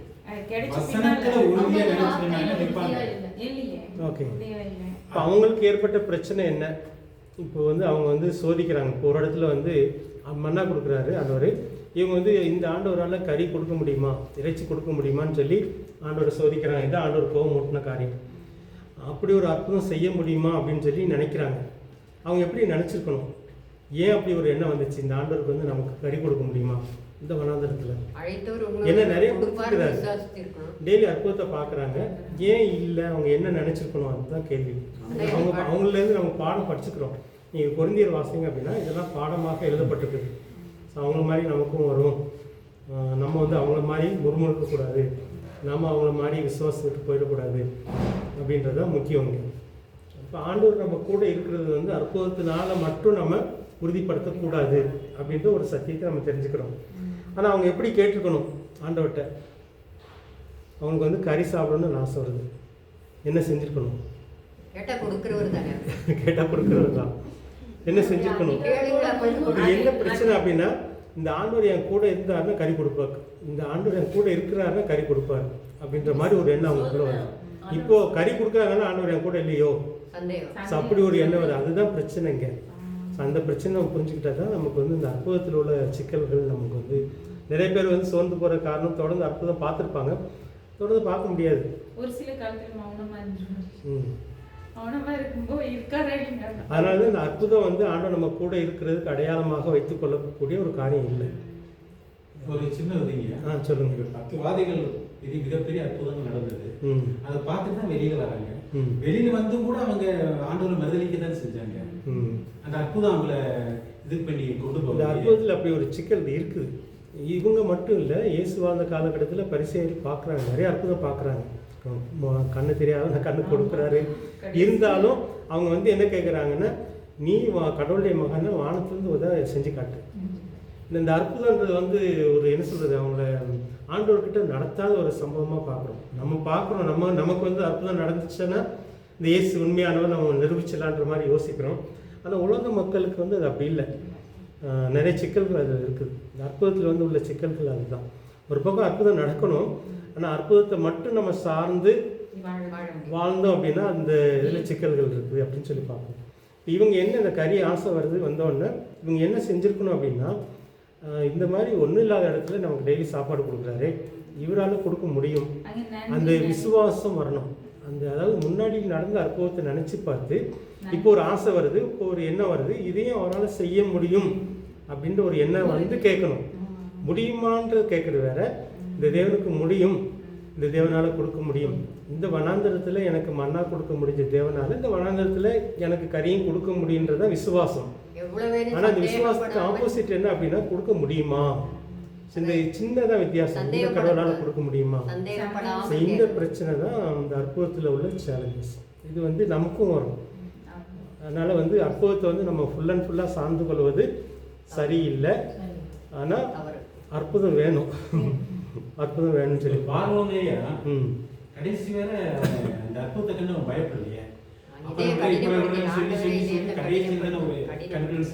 ஆமாம், கடினப்படுத்திட்டு அது ஆண்டவர் தான் கடினப்படுத்தினாரா? நீங்கள் சொல்கிறது அதான், வேதத்தில் எழுதியிருக்கிறது அதான். இப்போ பார்வோனுடைய இதயத்தை வந்து கடினப்படுத்தினாராம். இது வந்து பவுல் எழுதும்போது ரோமர் கழுவும்போது எப்படி எழுதுவார்னா, கிருபா பாத்திரம் கோபா பாத்திரம். இது வந்து கொஞ்சம் புரியுற கஷ்டமான ஒரு டாபிக். இது வந்து கடவுள் வந்து சிலரை வந்து கோபா பாத்திரத்துக்கு எடுத்துக்கிறாரு, சிலர் வந்து கிருபா பாத்திரம். கோபா பாத்திரம்னா கிருபா பாத்திரம் என்ன புரியுது அவங்களுக்கு? தேவன் வந்து தன்னுடைய கோபத்தை வெளிப்படுத்துறதுக்கு சிலர் அதை செலக்ட் பண்ணியிருக்கிறாரு, தன்னுடைய கிருபை வெளிப்படுத்துறதுக்கு சிலரை செலக்ட் பண்ணியிருக்கு. இது வந்து அவருடைய முன் அறிவுனால அவர் பண்ணுறாரு. ஆனால் இதுக்கு வந்து முழுக்க இது வந்து பெரிய தியாலஜிலே பெரிய 2 பிரிவு இருக்குது. ஆண்டவர் வந்து முதல்ல என்னமோ செஞ்சுட்டாரு, செலக்ட் பண்ணிட்டார், அப்படி தான் நடக்குன்ற மாதிரி இருக்காங்க. அவர் வந்து செலக்ட் பண்ணதுனால மனுஷன் என்ன நினச்சாலும் அதை மாற்ற முடியாது, இதுதான் விதின்ற மாதிரி இந்துக்கள் சொல்கிற மாதிரி சிலர் அப்படி நினைக்கிறாங்க. ஆனால் இன்னொரு தியாலஜி என்ன சொல்லுது அப்படின்னா, இல்லை, மனுஷனுடைய டிசைடிங் கெப்பாசிட்டி இருக்குது. மனுஷனுக்கு வந்து சுயமாக தீர்மானிக்கிறதுக்குள்ள மனசை கொடுத்துருக்குறாரு. அதனால் மனுஷன் தீர்மானத்தின்படி தான் போகிறான். ஆண்டவர் வந்து 2ஐயும் முன்னாடி வைக்கிறார். சாபத்தையும் வைக்கிறாரு, ஆசீர்வாதத்தை வைக்கிறாரு, மரணத்தை வைக்கிறாரு, ஜீவனை வைக்கிறாரு. மனுஷன் தான் அதை தெரிந்து கொள்கிறான் அப்படின்னு சொல்லி. ஸோ இந்த அடிப்படையில் பார்க்கும்போது பார்வோனுடைய மனசை தேவன் கடினப்படுத்தினாரா, இல்லை பார்வோனுடைய மனசு அவனுக்குள்ளே கடினப்பட்டுக்கிட்டு இருந்துச்சா? சார் அப்படிதான் சொல்லுது. அதன் அடிப்படையில் இந்த தியாலஜி 2 வித்தியாசமாக இருக்குது. தேவன் கடினப்படுத்திட்டு அது ரோமருக்கு எழுதும்போது பவுல் எழுதுவார். இது வந்து எல்லாருக்கும் அந்த பிரச்சனை இல்லை, அதில் மோசையை இன்னும் உறுதிப்படுத்தியிருக்காரு. எப்படி? அதில் மோசையை இன்னும் உறுதிப்படுத்தியிருப்பாரு. அவர் போய் கேட்க ஆண்டவர் நீ போன்னு சொல்லிட்டு ஒவ்வொரு டைம் கட்டளையிடுறாரு. அப்போ அவருக்குள்ள இன்னும் விசுவாசத்தை அதிகரிப்பாரு. அது மோசைக்கு நடந்த ஒரு காரியம். மோசைக்குள்ள சோர்வும் வருது, இதுவும் கூடுது. ஏன்னா திரும்ப போறதுக்கும் பயப்படுறாரு. அந்த திரும்ப மோதலை முடிக்காதுன்னு சொல்லி பார்வோனை விரட்டுறாரு. மோசை பயப்படுறாரு, திரும்ப போக வைக்கிறாரு. இப்போ நம்ம பார்வோனை மட்டும் பேசுகிறோம். பார்வோனுடைய மனசை தேவன் கடினப்படுத்தினாரா, இல்லை பார்வோனே கடினப்படுத்திக்கிட்டானா? இவங்க சொல்றது வந்து கடினப்படுத்தினார். அவன் கடினப்படுத்தப்பட இந்த காட்சிகளை காண ஜனங்கள் பலப்படுவாங்கன்னு ஆண்டவர் நினைச்சிருக்கலாம். விசுவாசத்துல கிரியைகளை பார்த்து அப்படின்னு ஒரு பார்வை சொல்ல முடியாது. அவங்க கடினப்படலைன்னு அத்தனை அற்புதம் அங்கே நடந்திருக்காரு. ஓகே. அப்ப அதனால ஜனங்கள் விசுவாசத்துல வரதுக்கு வெளிப்படுறதுக்காக அந்த 10 வாதைகள் கொடுத்துருக்கலாம். அது இன்னைக்கு நம்ம சரித்திரத்துல படிக்கிறோம். அப்ப அந்த அவங்க உணர்றாங்களே. இப்ப நமக்கு அது ஒரு இப்போ வந்து மனிதனுக்கு வந்து ஒரு நன்மை தீமையை வந்து தெரிந்தெடுக்கிற ஒரு தன்மையை ஆண்டவர் கொடுத்துருக்கிறாரு. அது பார்வோனுக்கு இருந்துச்சா இல்லையா, பார்வோனுடைய காரியத்தில் செயல்படுச்சா இல்லையா? கடினப்படுத்துறதுக்காகவும் மெயின் அவனே அவனே தான். அவனுக்குள்ளே ஒரு பெருமை இருந்துகிட்டே இருக்குது. அவனுக்குள்ளே இருந்த பெருமை என்ன அப்படின்னா, இதுக்கு பின்னாடி வந்து தீய சக்தி இருக்குது. இப்போ சாத்தான் இருக்கிறான், நம்ம வந்து சாத்தான் இப்போதைக்கு எடுக்கலை. ஆனால் அவனுக்குள்ளே இருந்த குணம்னு பார்த்தீங்கன்னா, நான் தான் கடவுள். இவன் வந்து தன்னை கடவுளுக்கு சமமாக பார்த்துக்கிட்டே இருக்கிறான். ஆண்டவர் என்ன சொல்ல வர்றாருன்னா, ஒவ்வொரு அற்புதம் நடக்கும்போதும் வந்து அவங்க மந்திரவாதியும் பாம்பு உருவாக்குறாங்க. ஆனால் மோசோடைய பாம்பு எல்லா பாம்பையும் விழுங்குது. ஸோ இந்த முதல் அற்புதத்திலே ஆண்டவர் என்ன சொல்ல வர்றாருன்னா, உன்னுடைய மந்திரவாதிகளுக்கு இருக்கிற வல்லமை விட மோசே வணங்குற தேவனுக்கு இருக்கிற வல்லமை பெருசுன்னு முதல் அற்புதத்தில் சொல்கிறாரு. ஆனால் அவனுக்கு புரியுதா? இந்த மனசு வந்து கடினப்படுது எங்கே அப்படின்னா, இந்த பரிசேயர் இறுதியங்கள்லாம் கடினப்படுத்து. பரிசேயரை வந்து இயேசுவை கடினப்படுத்தினாரா? பரிசையோட உள்ளங்களும் கடினப்பட்டுச்சு. நிறைய அற்புதங்கள் செஞ்சுட்டே இருக்கிறாரு, நிறைய அற்புதங்களை பார்க்குறாங்க. இருந்தாலும் அவங்களுடைய உள்ளங்கள் வந்து கடினப்பட்டுகிட்டே தான் இருக்குது. செத்தவனை உயிரோடு எழுப்புறாரு, கண்ணு தெரியாதவனை தெரிய வைக்கிறாரு. இருந்தாலும் அவங்களுடைய உள்ளம் வந்து கல்லாக தான் இருக்குது. இதுக்கு காரணம் வந்து நம்ம தேவனை சொல்கிறோமா இல்லை அவங்களுடைய தீர்மானம்? இதுதான். அதாவது அவங்களுடைய உள்ளத்தை வந்து உடைக்க விரும்புகிறார் ஆண்டவர். இப்போ பார்வனுடைய உள்ளத்தை வந்து ஒரு பக்கம் இருந்து எழுதப்பட்டது அப்படி இருந்தால் கூட, தேவன் வந்து பார்வனுடைய எழுத்தை கடினப்படுத்தினார் அப்படின்னு தான் எழுதப்பட்டிருக்குது. பவுல் ரோமர் கதையும் இதை வச்சு அதை ரிசல்ட் பண்ணுவார் அவர். ஆனால் உண்மையிலே நடந்தது என்ன அப்படின்னா, முதல் அற்புதத்தில் வந்து இல்லை, உன்னுடைய மந்திரவாதிக்கு இருக்கிற வல்லமை விட இந்த மோசே வணங்குற தேவனுக்கு வல்லமை அதிகம்னு சொல்ல வர்றாரு. ஆனால் அது புரியுறதில்லை. 9 வரைக்கும் 10ஆவதுல வந்து சொல்கிறாரு கலப்பில் சாக போகுதுன்னு. அப்போவாது உணர்வு வந்திருக்கணும். இவன் சொன்னாலாம் நடக்குதே, இவன் போய் ஜெபம்னா தானே இதுலேருந்து நமக்கு விடுதலை கிடைக்குது. அப்போது வந்து இவன் சொல்ல போகிற 10ஆவது வாதையும் நடக்க போகுது. 10ஆவது வாதையில் என் பிள்ளை சாக போகிறான். இப்போவாது உணர்வு வரணும். அப்பவும் வரல. தலைப்புள்ள செத்ததுக்கப்புறம் வரல. எல்லோரும் விடுதலை ஆகிட்டாங்க. திரும்ப விரட்டிட்டு வர்றான். அந்த விரட்டிட்டு வர்றது சாத்தான் வந்து அதை அழிகிற வரைக்கும் விட மாட்டான். இவனுக்கு பின்னாடி இருக்கிற ஒரு தீய சக்தி வந்து இவனை அழிக்கணும். இப்போ வந்து பார்வனை கொண்டு வந்து செங்கடலில் வந்து கொல்லணும், அழிக்கணும். இது வந்து பின்னாடி தீய சக்தி ஒரு பக்கம் செயல்படுது. ஆண்டவர் இது மூலமாக மகிமைப்படுகிறார். இதுதான் இந்த கோபா பாத்திரம் அல்லது கிருபா பாத்திரம். ஆண்டவர் வந்து எல்லாருமேலையும் கிருபை காட்ட விரும்புகிறாரு. ஆனால் இந்த கிருபையை புரியாதவங்க வந்து கோபத்துக்குள்ளே இருக்கிறாங்க. ஆண்டவருடைய கோபத்துக்கு இந்த சத்தியம் புரியுறது கொஞ்சம் கஷ்டமாக இருக்கும். ஆனால் இதுதான் நடக்கிறது. வேதத்தில் எழுதப்பட்டபடி பார்த்தோம் அப்படின்னா பார்வனுடைய உள்ளத்தை தேவன் கடினப்படுத்தினா இருக்கும். ஆனால் உண்மையிலே நடக்கிறது என்ன அப்படின்னு பார்க்கும்போது, உண்மையிலே அவனுக்கு ஒரு சுய இதை கொடுத்துருக்குறது. பார்வனுக்குள்ளே வந்து ஒரு இது இருக்குது. அதை வந்து தீய சக்திக்கு விட்டு கொடுக்காம யோசித்து பார்க்க வைக்கிறதுக்கு தான் ஆண்டவர் இதெல்லாம் செய்கிறாரு அப்படின்றது உணரவே இல்லை. இது மாதிரி மனுஷங்களுக்குள்ள ஒரு அந்த கடின இருதயம் வந்துச்சு அப்படின்னா தேவனை பற்றி புரியறதுக்கு வந்து கொஞ்சம் கஷ்டமாக தான் இருக்கும் அப்படின்னு சொல்லி பார்க்கணும். ஸோ அந்த சம்பவங்கள்லாம் நடக்குது, அந்த காலத்தில் நடக்குது, இப்போவும் நடக்கும். நிறைய அற்புதங்களை பார்த்துருப்பாங்க. ஆனால் ஒரு காலகட்டத்தில் வந்து மறந்துடுவாங்க. இப்போ இஸ்ரேல் மக்கள் வந்து மறந்து போனதுக்கு காரணம், அதாவது தேவனை சோதிக்கிறதுக்கு காரணம் என்னென்னா, இந்த அற்புதங்கள்லாம் யோசித்து பார்க்கணும். அங்கே 10 இதில் வந்து ஆண்டவர் எப்படி நம்ம காப்பாற்றினார், 10 வாதி நடந்துச்சு, அங்கே எப்படி காப்பாற்றினார், செங்கடலில் எப்படி காப்பாற்றினார், மண்ணை எப்படி கொடுத்தாரு, தண்ணி எப்படி கொடுத்தாரு, கசப்பான தண்ணி எப்படி மாற்றினார். இதெல்லாம் வந்து அவங்க யோசிச்சுட்டே இருக்கும். இதை வந்து அவங்க மறந்து போகக்கூடாது. இந்த நடந்த அற்புதங்களும் நம்ம மறந்து போயிட்டோம் அப்படின்னா நம்ம புதுசாக ஒரு அற்புதத்தை எதிர்பார்த்துட்டே இருப்போம். ஆனால் நடந்த அற்புதங்கள் நம்ம நினச்சிட்டு இருப்போம் அப்படின்னா ஆண்டவர் மேலே விசுவாசம் கூட்டிகிட்டே இருக்கும். இதுதான் இந்த சோதிக்கிற என்ன வராது. கடவுள் செய்வாரா, செய்ய மாட்டாரா, கடவுள் இருக்காரா இல்லையா பார்க்கலாம். ஸோ இந்த பிரச்சனையில் வந்து கடவுள் நம்ம கூட இருக்கிறாரா இல்லையா நம்ம பார்க்கலான்ற மாதிரி ஒரு சோதிக்கிற எண்ணம் வரக்கூடாது. அப்படி வராமல் இருக்கணும் அப்படின்னா நம்ம வாழ்க்கையில் அவர் செஞ்ச அற்புதத்தை வந்து நம்ம நினச்சிட்டே இருக்கோம், மறந்துடக்கூடாது. நம்ம மட்டும் நினைக்கிறது இல்லை, நம்ம சந்ததிகளுக்கு சொல்லணுமா. அந்த சந்ததிகளுக்கு நம்ம சொல்லாமல் போயிட்டோம் அப்படின்னா இந்த தேவன் அந்நியப்பட்டு போயிடுறார். ஸோ இந்த குடும்பம் இந்த சூழ்நிலை போகும்போது தேவன் இந்த அற்புதத்தை செஞ்சார். அதனால் என் வாழ்க்கையில் பார்த்தீங்க அப்படின்னா எனக்கு அட்டாக் வந்துச்சு. ஒரு 1800 ரூபா தான் கையில் காசு இருந்துச்சு. ஆனால் ஆண்டவர் 2 லட்ச ரூபா சந்தித்தார்.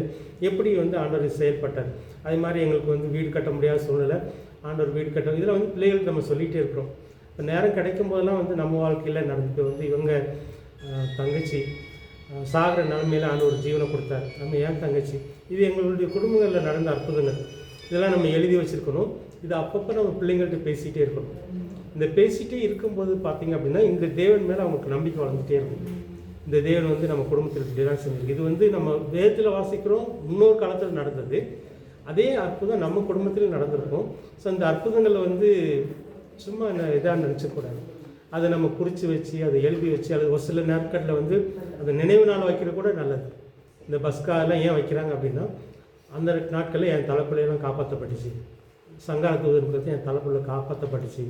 ஸோ அந்த நினைவை கொண்டு வராங்க. அதனால் இயேசுவை பின்னாடி நம்ம கனெக்ட் பண்ணுறாங்க.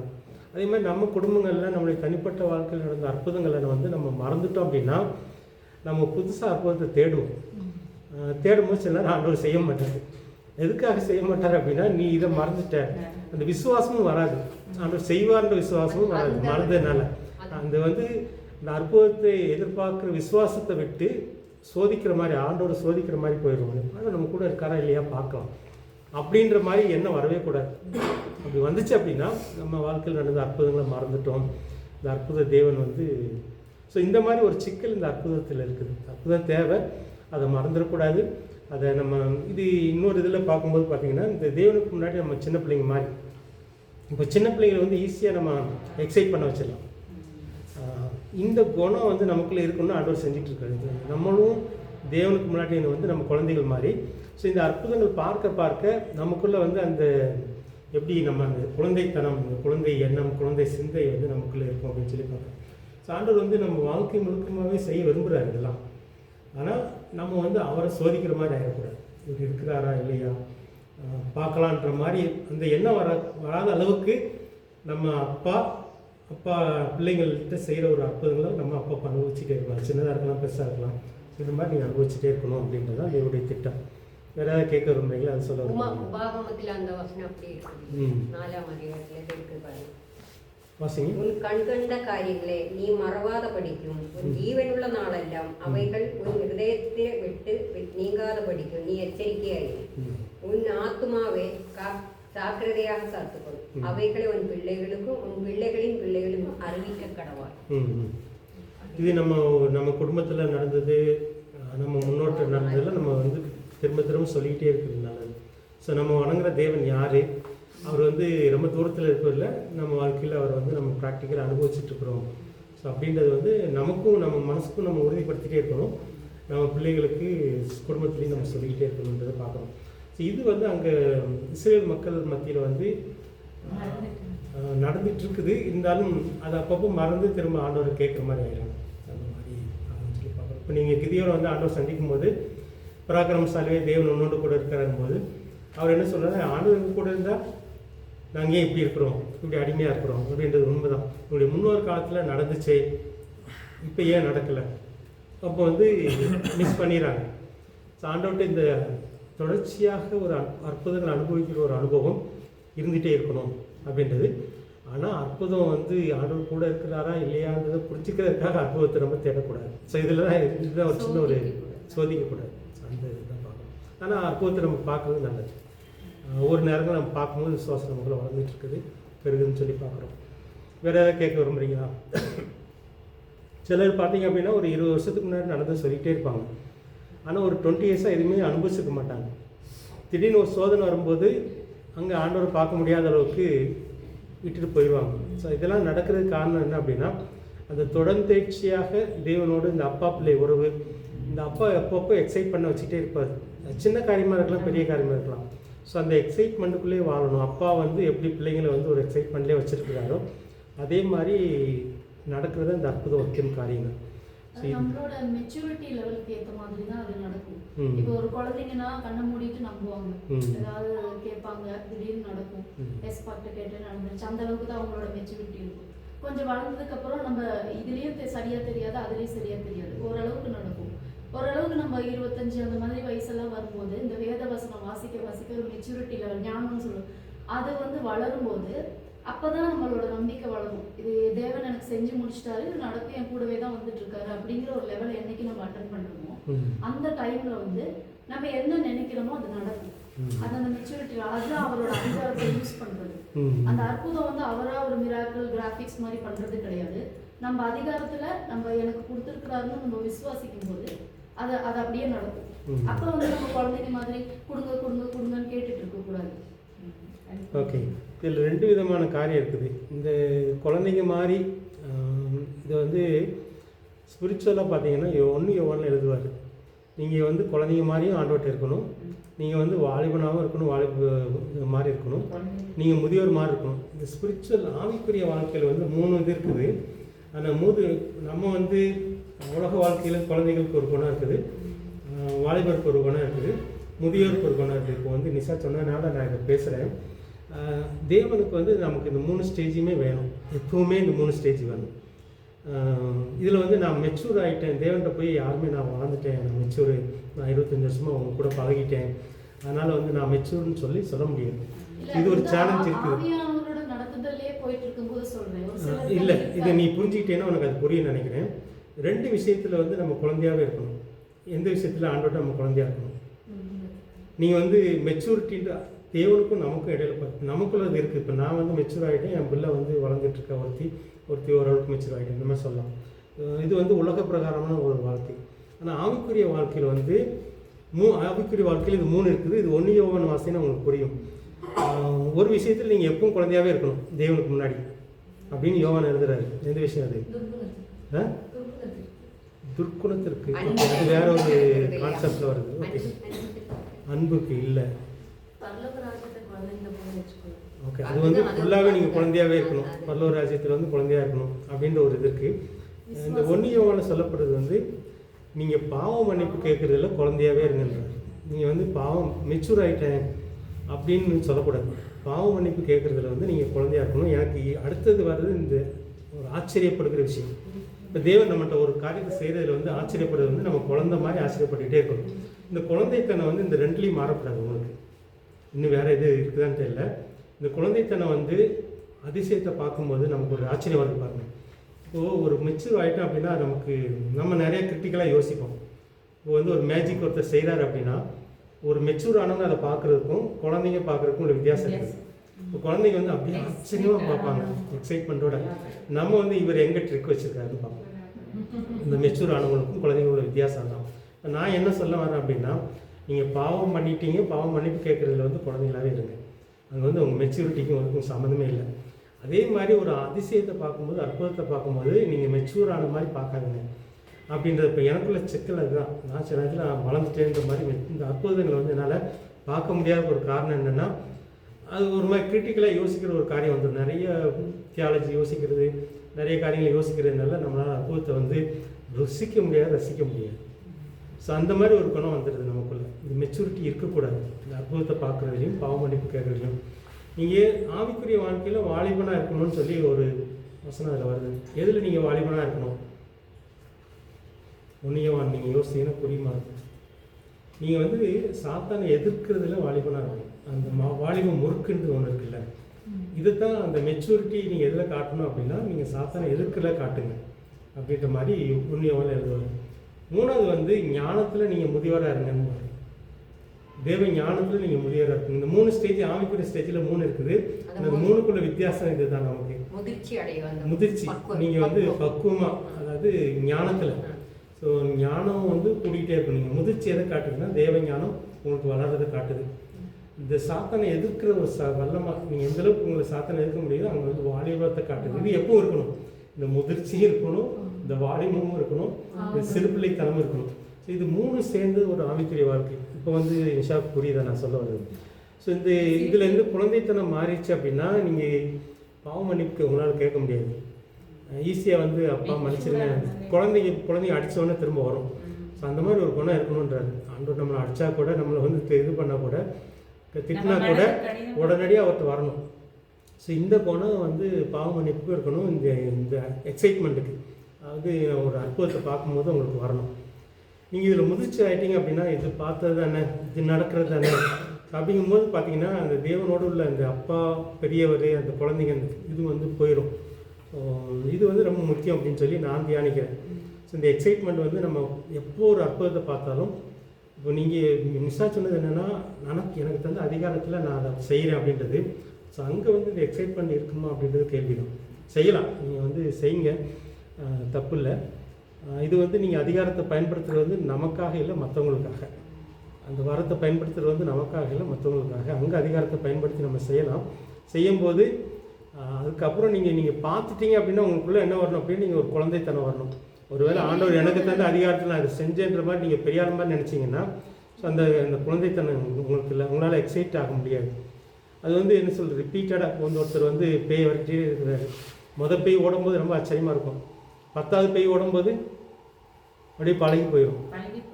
பழகி போயிடும். இது வந்து அது ஒரு தொழில் மாதிரியும் செய்ய ஆரம்பிச்சிருவாங்க. ஸோ அந்த மாதிரி ஒரு மொனாட்டஸ்னஸ்குள்ளே வர வேண்டாம் அப்படின்றது இது வந்து ஆவியானவர் தான் நமக்கு அதை கொடுக்கணும்.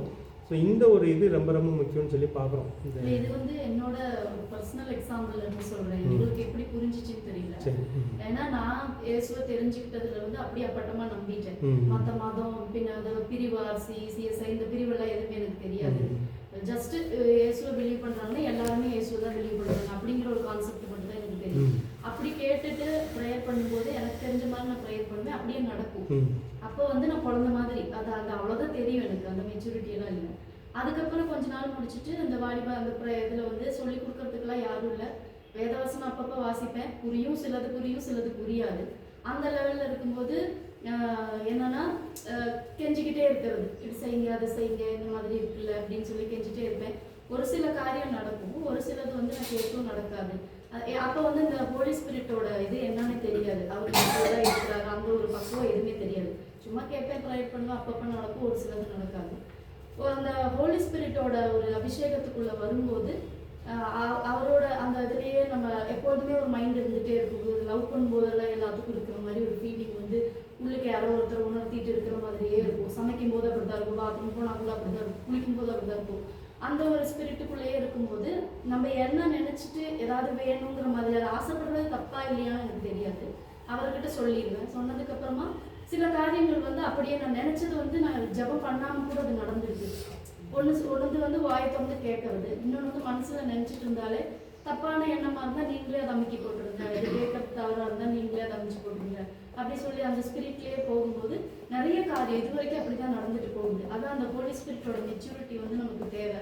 இப்போ இந்த நேரத்தில் வந்து நான் விசுவாசத்தில் சோர்ந்து போய் திருப்பி பழைய மாதிரி கொடுங்கன்னு நான் கேட்டுட்டு இருந்தால் அது தப்பாக போயிடுங்க.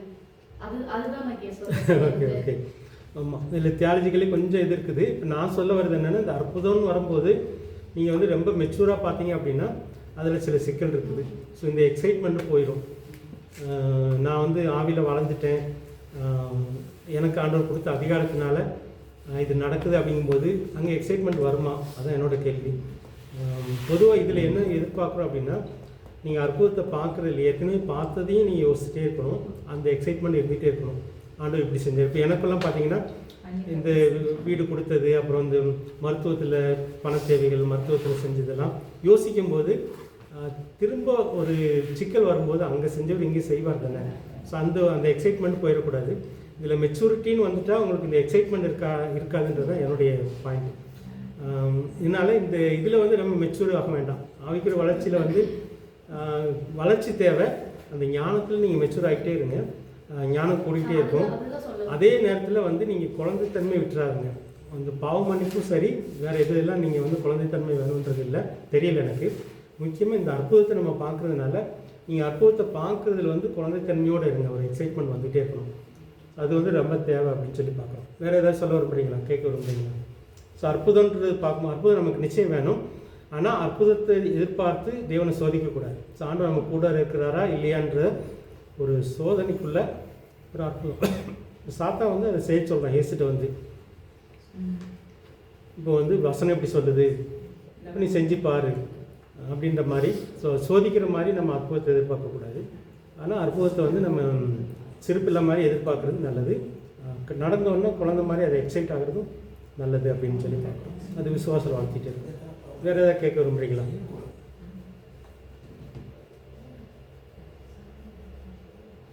இந்த அதிகாரத்தை நீங்கள் வந்து பயன்படுத்துகிறது வந்து மற்றவங்களுக்காக, இந்த வரங்கள் அது வருது. வியாதிகளை குணப்படுத்தும் போது அதிகாரத்தை பயன்படுத்துறது. நமக்கு வந்து வியாதிகள் குணமாச்சுன்னா ஆவியின் கனிகள் அது வரும். விசுவாசத்தின் கனின்னு இருக்குது, நிறைய கனிகள் ஆண்டவர் வந்து கனிகளை பற்றி சொல்கிறாரு. ஸோ அதுலேயும் அது கனெக்ஷன் ஆகும்.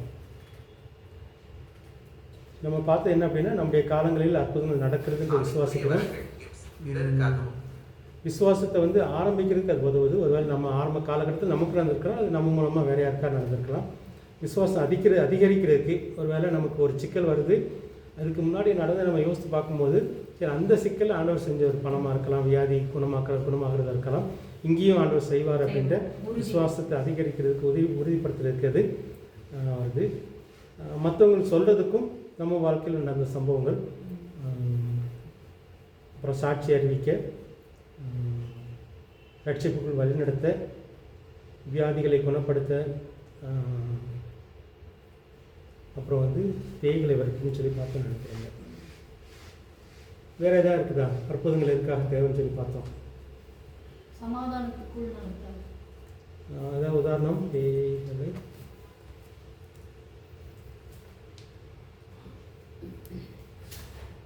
சமாதானத்துக்குள் நடத்த என்ன மாதிரி சொல்றீங்க?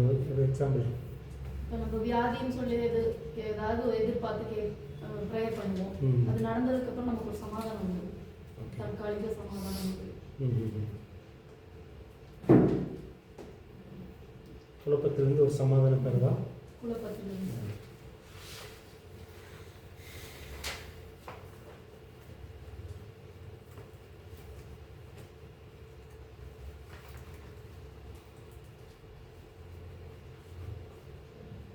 ஓகே. இயேசு நிறைய அற்புதங்களை செஞ்சு நம்ம 3 காஸ்பலில் பார்த்தோம்னு நினைக்கிறேன். 4 காஸ்பல்லையும் பார்த்துருக்கோம். அப்போஸ்தலர் நடவடிக்கைகளில் முதல் அற்புதம் நீங்கள் பார்த்தீங்கன்னா இயேசுடைய 40 நாட்கள் ஊழியம். இது வந்து 1ஆம் அதிகாரம் 3ஆம் வசனத்தில் இருக்குது. உயிர்த்தெழுந்ததுக்கப்புறம் 40 நாள் ஊழியம். கலிலேயால் தான் இது அதிகமாக நடக்குது. எதுக்காக அதை செஞ்சார்? இது ஒரு அற்புதம் தான்.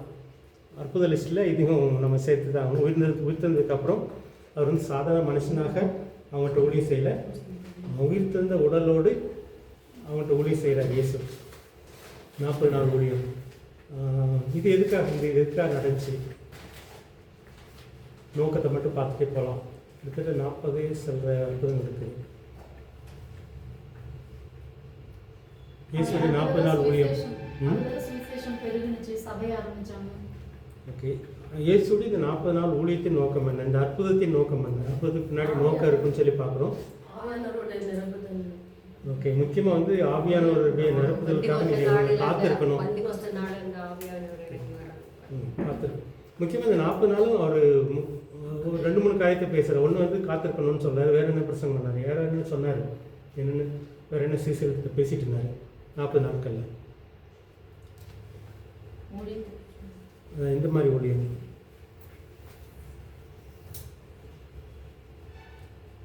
3 வாசிங்கள 1. ஓகே. எதை பற்றி சொல்கிறாருன்னு ஒரு வசனம் இருக்காங்க உங்கள் மனசில் பதிஞ்சிருக்க. நம்ம பேசியிருக்கோம் ஏற்கனவே.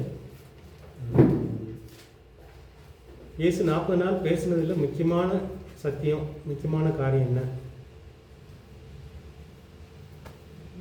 சரி, ஞாபகம் ஏற்கனவே 2-3 தடவை பேசிட்டு வந்தோம். அதனால தான் அவங்கள்ட்ட கேட்குறேன். அது சொல்லிட்டாங்க, ஆவியானவருடைய வல்லமைக்காக காத்திருக்கணும். அது தவிர முக்கியமாக அவர் பேசின ஒரு காரியம் ஒன்று இருக்குது.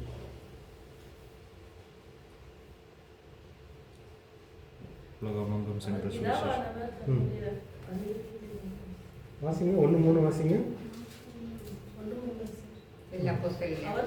அவர்கள் பாடுபட்ட பின்பு 40 நாளும் அப்போஸ்தலர்களுக்கு தரிசனமாகி தேவனுடைய ராஜ்யத்தை குறித்து அவைகள் ராஜ்யத்திற்குரியவைகளை அவர்களுடனே பேசி ராஜ்யத்திற்குரியவைகளை இதுதான் முக்கியம். இந்த ராஜ்யத்துக்குரியவைகள் என்ன?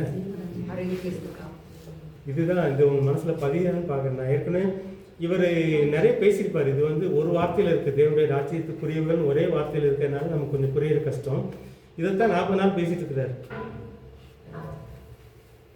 இதை இப்போ என்ன பேசியிருப்பாரு? தேவ ராஜ்யத்தை குறித்து, அவருடைய வாழ்க்கையை குறித்து, தேவ ராஜ்யத்துக்குரியவைகள் அப்படின்னா என்ன பேசியிருப்பாரு? தேவனுடைய ராஜ்யத்துக்குரியவைகளை புரிந்து கொள்ளும்படியாக பேசுகிறார்.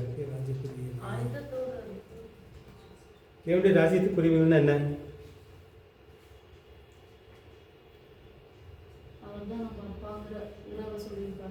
உறவு சொல்லியிருப்பார். ஓகே. வேற நம்ம ஏற்கனவே பேசியிருக்கோம். உங்களுக்கு மனசுல பதில, அதனால தான் நான் திரும்ப கேட்குறேன். ரொம்ப ரொம்ப முக்கியம். இவர் 40 நாள் பேசினதுக்கு அப்புறமும் அவங்க ஒரு கேள்வி கேட்பாங்க. அந்த ராஜ்யத்துக்குரியவங்க இல்லை, இந்த பூமிக்குரிய ராஜா. அவங்க என்ன கேட்பாங்கன்னா, இந்த காலத்துல நீர் இஸ்ரவேலை ஆள போகிறீர், ரோமட்டிலிருந்து மீட்க போகிறீர்னு கேட்பாங்க. என்ன புரியல அவங்களுக்கு? இவர் பேசுனது ஒன்று, அவங்க புரிஞ்சுக்கிட்டது ஒன்று. இதை வச்சு தான் நம்ம தெரிஞ்சுக்கிறோம். 40 நாள் வந்து ராஜா அப்படின்னு நினைச்சுப்பாங்க. ஓகே, அப்போது என்ன சொல்ல வர்றாருன்னா, இந்த ராஜ்யம் வேற, தேவராஜ்யம் வேற. இந்த ராஜ்யத்தில் நடக்கிற காரியங்கள் வேற, தேவராஜ்யத்தில் நடக்கிற காரியங்கள் வேற. இந்த ராஜ்யத்தின் அதிகாரம் வேற, தேவராஜ்யத்தின் அதிகாரம் வேற. இந்த ராஜ்யத்தின் வல்லமை வேற, தேவராஜ்யத்தின் வல்லமை வேற. இதெல்லாம் நிறைய விலைக்கு பேசிப்பார். 40 நாள் இருந்தால் நம்ம ஒரு வார்த்தையில் தேவனுடைய ராஜ்யத்து குறைவுகள் போட்டாங்க, நிறைய விளக்கலை. என்ன சொல்ல வர்றாரு அப்படின்னா, நீங்கள் இந்த ராஜ்யத்தில் உள்ளத்தை வச்சு தேவராஜ்யத்தை கட்ட முடியாது. இந்த ராஜ்யத்தின் அதிகாரத்தை வச்சு தேவராஜ்யத்தை கட்ட முடியாது. இந்த ராஜ்யத்தின் வல்லமையை வச்சு தேவராஜ்யத்தை கட்ட முடியாது. இந்த ராஜ்யத்தின் பணத்தை வச்சு தேவராஜ்யத்தை கட்ட முடியாது. இந்த ராஜ்யத்தின் ஞானத்தை வச்சு தேவராஜ்யத்தை இந்த மாதிரி நிறைய பேசிப்பாரு. இதுதான் ரொம்ப முக்கியமானது. இந்த நோக்கம் என்ன, 40 நாள் ஊழியத்தின் நோக்கம் என்ன அப்படின்னா, நீங்கள் கட்டப்போகிற ராஜ்யம் வேற ராஜ்யம், உங்களை கொண்டு நான் கட்டப்போகிற ராஜ்யம் வேற ராஜ்யம். அந்த ராஜ்யத்தை நீங்கள் கட்டுறதுக்கு இப்போ வந்து இவங்களை வச்சு அவர் முடிச்சுட்டு போகிறாரு. இப்போ இவங்களை வச்சு தான் கட்டணும். அதனால இந்த கல்லின் மேல், பேதுரு மேலே சபையை கட்ட போகிறேன்றார். சபை, ராஜ்யம் இதெல்லாம் கிட்டத்தட்ட ஒன்றா இருக்கும். நாடு, நகரம், நாடு கிட்டத்தட்ட ஒன்றா இருக்கும். ஸோ முக்கியமாக என்ன நோக்கம் என்ன அப்படின்னா, மறிச்சிருக்க. ஸோ இது வந்து இந்த ராஜ்யத்தை கட்டணும் அப்படின்னா உங்களுக்கு வந்து முக்கியமாக தேவையானது ஒன்று. அது என்னது? தேவராஜ்யத்தை கட்டணும்னா ரொம்ப ரொம்ப முக்கியமானது ஒன்று. என்ன சொன்னீங்க? ஹோலி ஸ்பிரிட். ஸோ அந்த ஆவியானவர் தான் ரொம்ப முக்கியம். அந்த ஆவியானவர் வந்ததுக்கு அப்புறம் தான் நீங்கள் வேலையை ஆரம்பிக்கணும். இது தான் 40 நாள் பேசுனது தான். இந்த ராஜ்யம், தேவராஜ்யம் வந்து வித்தியாசமானது. அந்த ராஜ்யத்தை கட்டுறதுக்கு வந்து நீங்கள் தேவராஜ்யத்திலேருந்து ஒருத்தர் வந்து உங்களுக்கு உதவி செய்யணும். அவருடைய உதவினால நீங்கள் தேவராஜ்யத்தை கட்டணும். இந்த நோக்கம், 40 நாள் ஊழியத்தின் நோக்கம் வந்து தேவராஜ்யத்துக்கு பிரிவுகளை போதிக்கிறது தான். ஸோ இதை நீங்கள் மறக்கவே கூடாது. இதை மறந்துட்டோம் அப்படின்னா நம்ம ஊழியம் வித்தியாசமாக போயிடும். இப்போ நமக்கு சாராம்சம், நம்ம வந்து தேவராஜ்யத்தை கட்டுற ஊழியத்தில் இருக்கோம். இங்கே வந்து நம்ம ராஜ்யத்தையோ, நம்ம சபையோ, நம்ம டினாமினேஷனையோ, நம்முடைய குரூப்பை கட்டுறதோ இங்கே நோக்கம் கிடையாது. இங்கே வந்து நோக்கம் வந்து தேவனுடைய ராஜ்யத்தை கட்டுறது. தேவனுடைய ராஜ்யத்தை கட்டுறதுக்கு வந்து அதுக்கு வித்தியாசமான ஞானம் வேணும், வித்தியாசமான வல்லமை வேணும், வித்தியாசமான அதிகாரம் வேணும். ஸோ இது எல்லாமே எதுக்குள்ளே அடங்கியிருக்குன்னா ஆவியானவருக்குள்ளே அடங்கியிருக்கு. ஆவியானவர் வந்ததுக்கப்புறம் நீங்கள் செய்யுங்க. ஸோ நீங்கள் எல்லாமே ஆவியானவரை கொண்டு தான் செய்யணும். உங்களால் தனியாக எது செய்யக்கூடாதுன்றது தான் முக்கியமாக அது போதிக்கிறாரு. ஆனால் அவங்களுக்கு புரியல. ஆவியானவர் வந்ததுக்கப்புறம் புரியுது அவங்களுக்கு.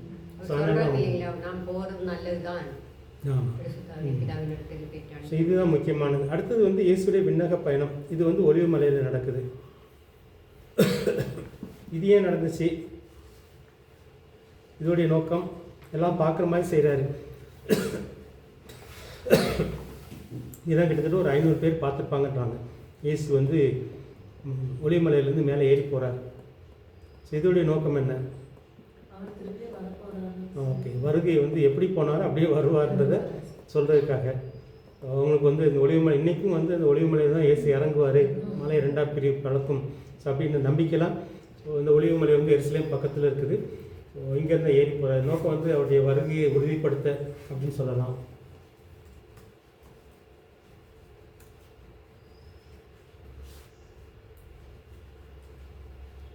அப்புறம் இயேசு போனதுக்கப்புறம் இவங்க வானத்தை பார்த்துட்டே இருக்கிறாங்க. 2 தூதர்கள் காட்சி அளிக்கிறாங்க. அது எதுக்காக? இது ஒளிவு மலையில் தான் நடக்குது.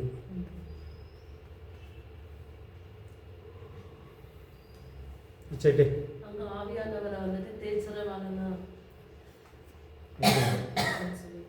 இவங்க 2 பேர் தான் சொல்கிறாங்க. என்ன சொன்னாங்க இந்த 2 தூதர்கள்? ஆவியானவரை பற்றி சொல்லலை. அப்படியே வரப்போகிறாரு. நீங்கள் ஏன் வானத்தையே பார்த்துட்டு இருக்கீங்க, நீங்கள் போங்க, உங்கள் வீடுகளுக்கு போங்க, அவர் எப்படி போனாரோ அப்படியே வருவார் அப்படின்றது சொல்கிறாங்க. இது மேலே உள்ள நோக்கம் தான் அது. ஸோ இது சொல்கிறது இவங்க மூலமாக தானே அது ஆண்டவர் வந்து சொல்கிறார் மக்களுக்கு. ஸோ இது மூலமாக தான் எதிர்பார்ப்பு வருது. இயேசு வந்து ஒளிவுமலையில் இறங்கி வருவார் அப்படின்ற எதிர்பார்ப்பு.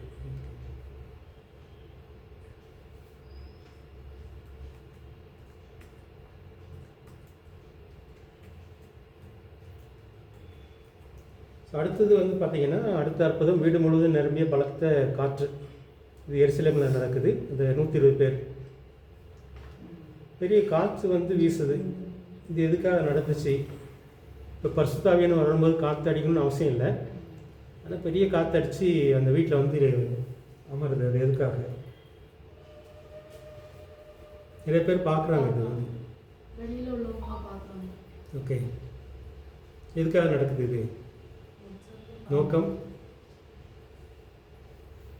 மற்றவங்களும் அதை பார்த்து ஓகே, பிரமிக்கிறதுக்கு இன்னொன்று அந்த எல்லாத்தையும் ஆளுகிற இந்த சம்பவத்தை மட்டும் யோசிங்க, வேறு எங்கேயும் யோசிக்காது. இப்போ வந்து இப்போ ஆவியானவர் வேறு மாதத்துலேருந்து வர்றாரு.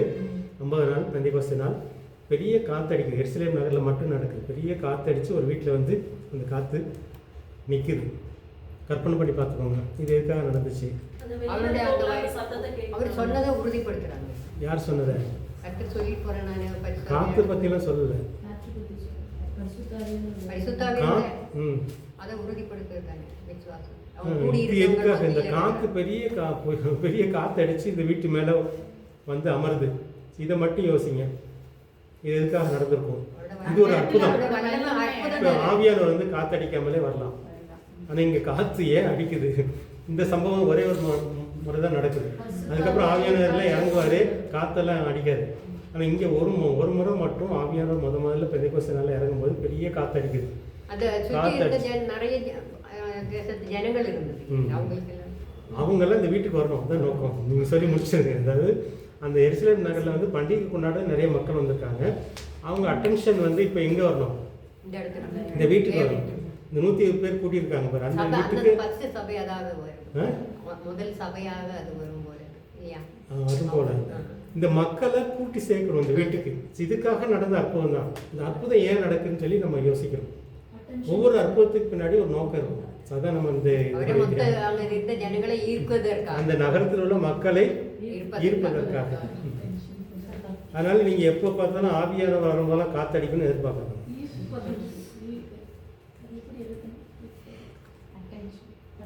கூட்டி சேர்க்க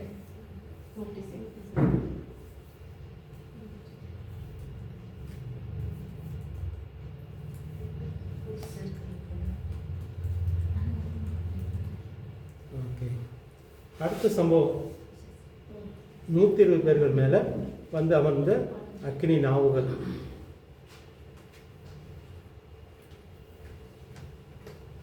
இது எதுக்காக நடக்குது? 120 பேர் மேலே வந்து அக்கினி நாவுகள் வந்து அமருது, பார்க்குற மாதிரி, மற்றவங்களாம் பார்க்குற மாதிரி.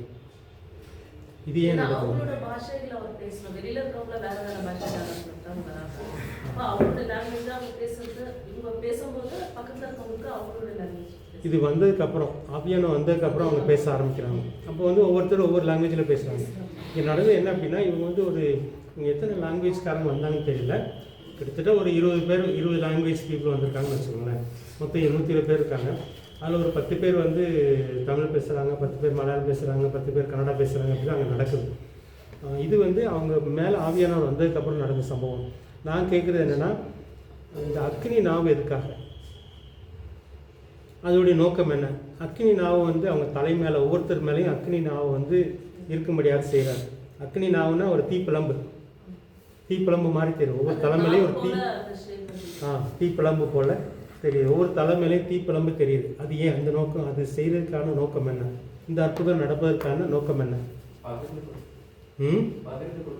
பகிர்ந்து கொடுத்தல். ஓகே, ஆவியானவர் வந்து இப்போ பழைய ஏற்பாட்டில் வந்து இது ஒரு நோக்கம் இருக்கலாம். ஆவியானவர் பழைய ஏற்பாட்டில் ஒருத்தர் மேலே வருவார், அவர் வச்சு எல்லாத்தையும் செய்வாங்க. இங்கே ஒருவேளை 11 பேர் மேலே 12 பேர் ஆகிட்டாங்க. இப்போ மத்தாயி தேர்ந்தெடுத்துட்டாங்க, 12 பேர் திரும்ப ஆகிட்டாங்க. யூதாஸ் பேர் மத்தாயி. இப்போ 12 பேர் மேலே மட்டும் வந்திருக்கலாம். ஆனால் ஏன் 120 பேர் மேலே ஆவியானவர் வந்தார்? இது ஒரு நோக்கம் வந்து இந்த ஒரு மணி பரவாயில்ல, இந்த ஆவியானவர் வந்து இப்போ தலைவர்களுக்கு மட்டும் இல்லை, எல்லாருக்கும் அப்படின்ற ஒரு நோக்கம். இப்போ 120 பேர் மேலேயே இந்த அக்னி நாவு தெரியறதுக்கு காரணம் வந்து ஆவியை பகிர்ந்து கொடுக்குறாரு. ஆவியானவர் வந்து இப்போது பழைய ஏற்பாட்டில் வந்து தீர்க்கதரிசி மேலே வருவார், இந்த மாதிரி அவங்க மேலே வருவார். ஆனால் இங்கே வந்து எல்லார் மேலேயும் இது எதை சொல்ல அதுதான் பேர் அதுக்கப்புறம் பிரசங்கிக்கிறாரு. இது வந்து மாம்சமான யாவர் மீதும் என் ஆவியை ஊற்றுவேன். யாவர் மீதுன்ற ஒரு அந்த தீர்க்க தரிசனம் நிறைவேறதுக்காக தான். ஒன்று ஆவியை பகிர்ந்து கொடுக்க, வேற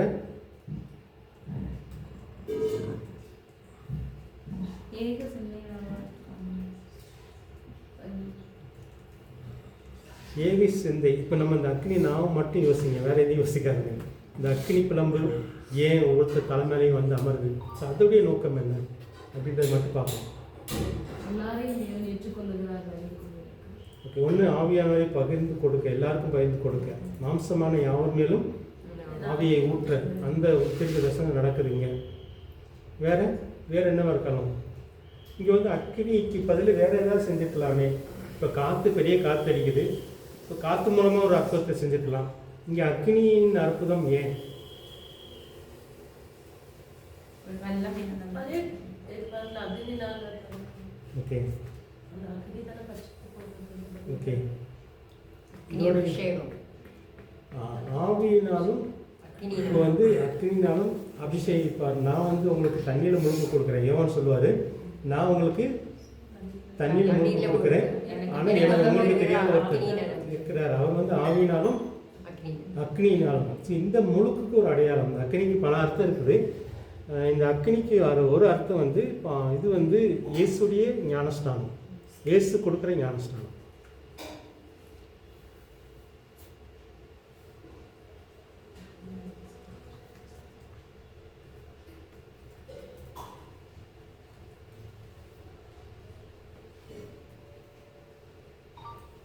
ஸோ அது நிறைவேறுதுங்க. பழைய ஏற்பாட்டு தீர்க்க தரிசனமாகிய எல்லார் மேலும் ஆவி, மாம்சமான யார் மேலும் ஆவியை ஊற்றுவேன்றது நிறைவேறுது இது மூலமாக. இன்னொன்று வந்து இயேசு சொன்ன இயேசுடைய ஞானஸ்தானம். இயேசு வந்து ஆவினாலும் ஞானஸ்தானம் கொடுப்பார், அக்னினாலும். இந்த அக்னிக்கு பல அர்த்தங்கள் இருக்குது. உங்களுக்கு என்ன தோணுது? பேசணும்னு நேரம் ஆகும், இருந்தாலும் பேசிடலாம். நம்ம ஒன்று சுத்திகரிப்பு, வேற சுத்திகரிப்பு, வேற பாடு. அக்னிக்கு பாடுக்கு ஒரு அர்த்தம் இருக்குது. அக்னினா சுத்திகரிப்பு, பாடுகள்னாலே சுத்திகரிக்கிறாரு. வேற ஏன்னா இவங்க 120 பேருக்குமே நிறைய கஷ்டங்கள் வருது. குடமிடுதல், சுத்திகரிப்பு. ஆவியானவர் வந்தால் அவங்க தேவ சித்தத்தின்படி செயல்படுவாங்க. பரிசுத்தம். சுத்திகரிப்பு மூலமாக வர்றது பரிசுத்தம். அக்னி வந்தோன்னு பரிசுத்தம் வராது. அக்னி வந்து உங்களை புரிந்து கொள்ள முடியும், பரிசுத்துக்குள்ள நடத்துகிற ஒரு காரியம்.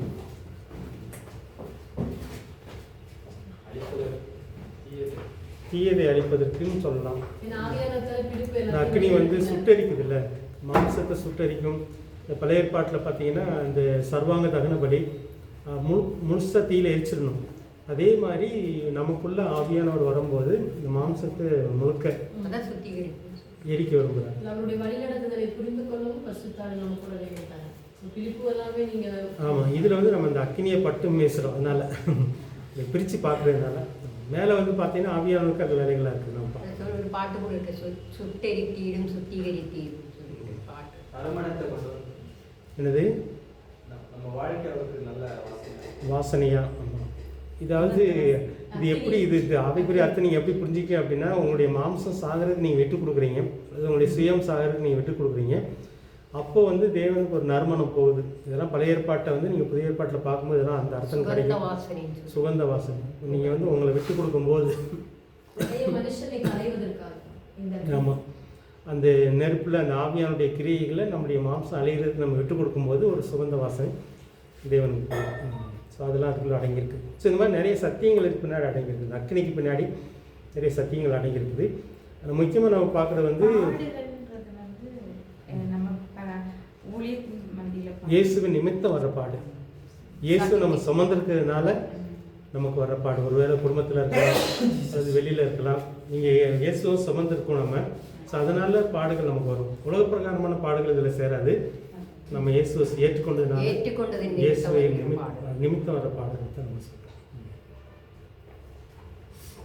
ஓகே, அடுத்த அற்புதம் வந்து ஆவியானவர் வரத்தினால் 120. இங்கே தான் 120 பேர் மொழி பேசுகிறாங்க. இந்த அற்புதம் ஏன் நடந்துச்சு?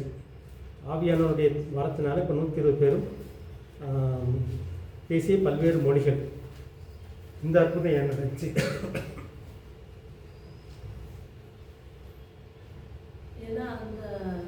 இதோட நோக்கம் என்ன? வேற வேற பாஷைக்காரங்க வந்தாங்க, அதனால அவங்க வேற வேற மொழி பேசுறவங்க தானே. அப்போ இவங்க பேசுற மொழி அவங்களுக்கு ஓகே. முக்கியமாக இது எது குறிக்கணும்? சுவிசேஷம் அறிவிக்க. இது எங்கேயாவது வேறு வசனம் உங்களுக்கு ஞாபகம் வருது? சுவிசேஷம் எப்படி சுவிசேஷம் அறிவிச்சாங்க? 120 பேர் வந்து அந்நிய பாஷை பேசுகிறாங்க. ஆனால் அந்நிய பாஷை பேசும்போதே சுவிசேஷம் அறிவிக்கப்படுது. அவங்க பக்கத்துல இருக்கவங்களுக்கு அவங்களோட காரியத்தை அவங்க சொல்றாங்க. அவங்க என்ன இடத்துல இருக்காங்க காரியங்கள் சொல்றது இல்லை, அவங்க பாஷையில பேசினாங்க. அதுதான் அவங்க பாஷையில பேசினாங்க. அவங்க காரியத்தை. இது வந்து தீர்க்க தரிசனம் வரம் இல்லை, இது அந்நிய பாஷை வரம். அந்நிய பாஷை வரத்துக்கும் தீர்க்க தரிசனத்துக்கும் சில வித்தியாசம் இருக்குது. சிலது ஒன்றா போகும். அந்நிய பாஷை வந்து யாருக்காக கொடுக்கப்பட்டதுன்னா தேவனை அறியாதவர்களுக்காக கொடுக்கப்பட்டது அப்படின்னு சொல்லி ஒரு வசனம் இருக்குது. நீங்கள் கொரிந்தியர் வாசிக்கும் போது தெரியும். தீர்க்க தரிசனம் வந்து அவிசுவாசிகளுக்கு அந்த மாதிரி ஒரு வசனம். பக்தி விருத்தி இருக்கு. பக்தி விருத்தி கப்பல். அந்நிய பாஷையில் 2-3 நோக்கம் இருக்குது. அந்நிய பாஷையோட நீங்கள் மட்டும் பேசுனீங்கன்னா, நீங்கள் பேசுகிற யாருக்கும் புரியலை, நீங்களும் கடவுள் பேசுகிறீங்க, அங்கே தான் இங்கே வருது பக்தி விருத்தி. அந்த அந்நிய பாஷையை ஒருத்தர் விளக்குனார் அப்படின்னா அது வந்து கிட்டத்தட்ட தீர்க்க தரிசனத்துக்கு சமம். இவர் வந்து ஒருத்தர் சொல்கிறத வந்து இன்னொருத்தர் விளக்குறாரு. இது வந்து இன்னொருத்தவங்களுக்கு சுவிசேஷமாக அறிவிக்கப்படுது. கொரிந்தியரில் இருக்குது. கொரிந்தியரில் வந்து அந்நிய பாஷையும் பார்க்கலாம். அங்கே வந்து அந்நிய பாஷைக்கும் தீர்க்க தரிசனத்துக்கும் ஒரு சின்ன வித்தியாசத்தை வந்து விளக்குறாரு பவுல். 14 நீங்கள் எல்லாரும் அந்நிய பாஷைகளை பேசும்படி விரும்புகிறேன். ஆகிலும் அந்நிய பாஷைகளில் பேசுகிறவன் சபைக்கு பக்தி விருத்தி உண்டாகும்படிக்கு அர்த்தத்தையும் சொல்லிவிட்டால் தீர்க்க தரிசனம் சொல்லுகிறவன் அவனிலும் மேன்மை உள்ளவன். ஆதலால் நீங்கள் தீர்க்க தரிசனம் சொல்லுகிறவர்கள் ஆக வேண்டுமென்று அதிகமாய் விரும்புகிறேன். மேலும் சகோதரே, நான் உங்களிடத்தில் இன்னொரு வசனம் இருக்குது, அந்நிய பாஷை பற்றி வரும். அந்நிய பாஷையில் பேசுகிறேன் பக்தி விருத்தி அது உண்டாக ஓகே, பேசுகிறான். அது இல்லை. அந்நிய பாஷை யாருக்கு? அவிசுவாசி விசுவாசிக்குன்னு வரும் அந்நிய பாஷை. ஏனெனில் அந்நிய பாஷையில் பேசுகிறவன் ஆவியினாலே ரகசியங்களை பேசினாலும் அவன் பேசுகிறதை ஒருவனாலும் அறியாதிருக்கிறபடியினால் அவன் மனுஷரிடத்தில் பேசாமல் தேவனிடத்தில் பேசுகிறான். தீர்க்க தரிசனம் சொல்லுகிறவனோ மனுஷனுக்கு பக்தி விருத்தியும் புத்தியும் ஆறுதலும் உண்டாவதற்காக பேசுகிறான். ஓகே, இது தீர்க்க தரிசனத்தின் நோக்கம். தீர்க்க தரிசனத்துக்கு வந்து 3 நோக்கம் இருக்குது. அந்நிய பாஷைக்கு 2-3 நோக்கம் இருக்குது. ஒன்று வந்து நமக்கு பக்தி விருத்தி. அந்நிய பாஷையை விலைக்கு பேசினா சபைக்கு பக்தி விருத்தி. அந்நிய பாஷை நமக்கு மட்டும் பேசணும் அப்படின்னா நம்ம பக்தி விருத்தி. அந்நிய பாஷையே சபையில் வியாக்கியானம் பண்ணால் இப்போ சபைக்கு பக்தி விருத்தி பண்ணால் தான் சபைக்கு பக்தி விருத்தி. ஓகே, நான் கேட்குற இன்னொரு வசனம் வரும். அந்த வசனம் இப்போதைக்கு ஞாபகத்தில் வரல. அந்நிய பாஷை பேசுகிறவன் வந்து ஆவியினாலே ரகசியங்களை பேசுகிறான். இல்லை, அது இல்லை. அந்நிய பாஷைக்கும் தீர்க்க தரிசனத்துக்கு ஒரு வித்தியாசத்தை சொல்லுவார் ஒரு வசனத்தில். ஸோ அதுதான் இங்கே நடக்குது. இப்போ வந்து அந்தபடியே அந்நிய பாஷையில் பேசுகிறவன் அதன் அர்த்தத்தையும் சொல்லத்தக்கதாக விண்ணப்பம் பண்ண கடவன்.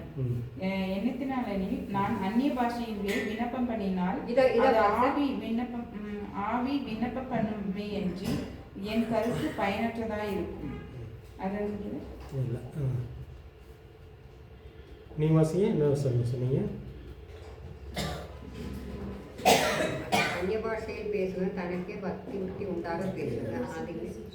தீர்க்க தரிசனத்துக்கும் அந்நிய பாஷைக்கும் ஒரு சின்ன வித்தியாசத்தை அதில் சொல்லுவார். அவிசுவாசிக்கும் விசுவாசிக்கும் அப்படின்ற மாதிரி வளர்க்குவார். அது இருக்குது பாருங்க. அந்நிய பாஷை வந்து அவிசுவாசிக்கு அடையாளமாக இருக்குது. தீர்க்க தரிசனம் வந்து விசுவாசிக்கு அடையாளமாக இருக்குன்னு சொல்லி சொல்லுவார்னு நினைக்கிறேன்.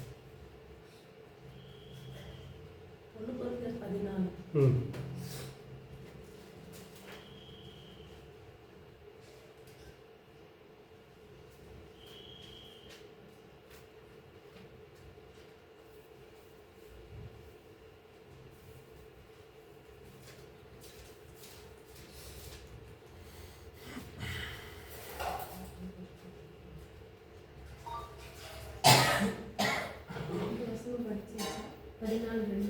இருதயங்களுடைய வெளியாக அர்த்தம் பார்க்குறேன். அவனுடைய இருதயங்களில் அந்தரங்கங்கள் வெளியாகும். அவன் அவன் முகம் குப்புற விழுந்து தேவனே பணிந்து கொண்டு அது யாரு?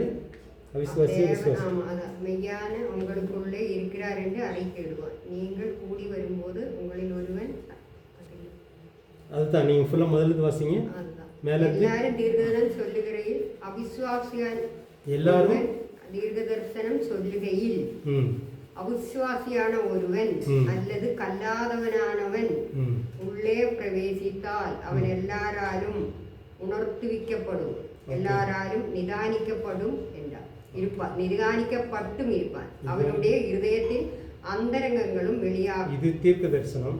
ஓகே, அந்நிய பாஷையை பற்றி சொல்லுவார். அதே மாதிரி இன்னொரு இடத்துல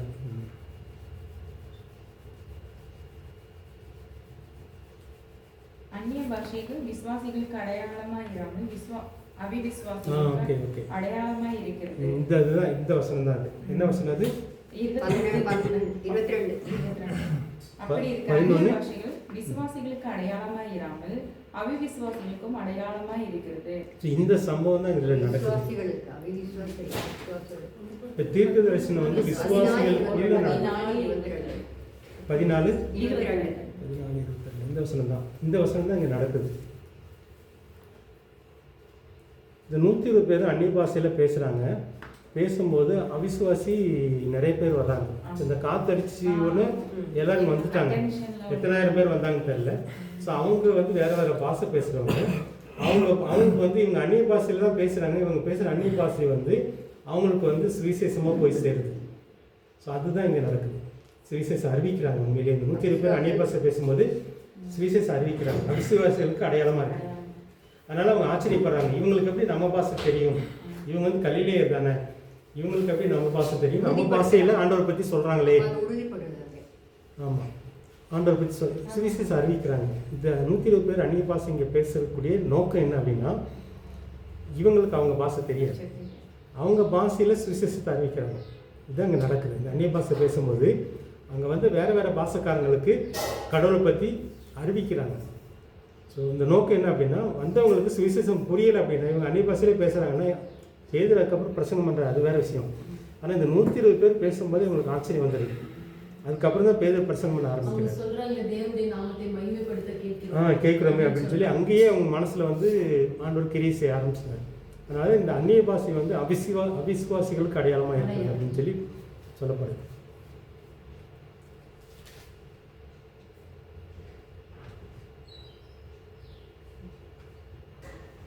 ஸோ அதுக்கப்புறம் தான் பேதுடைய பிரசங்கத்தினால 3000 பேர் ரட்சிக்கப்படுறாங்க. ஸோ இது ஒரு அற்புதம்னு சொல்லி பார்க்குறோம். ஸோ அந்நிய பாஷை வந்து யாருக்கு அடையாளம்? அவிசுவாசிகளுக்கு அடையாளம். தீர்க்க தரிசனம் வந்து விசுவாசிகளுக்கு அடையாளம். இப்போ அந்நிய பாஷை நீங்கள் விளக்கி பேசுனீங்கன்னா அது கிட்டத்தட்ட தீர்க்க தரிசனம் மாதிரி தான்.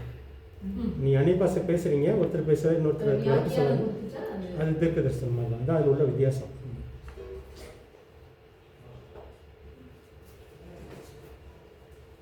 ஓகே, அடுத்த அற்புதம் வந்து நற்செய்தியை ஏற்றுக்கொண்டு ஞானஸ்நானம் பெற்ற 3000 பேர்கள்.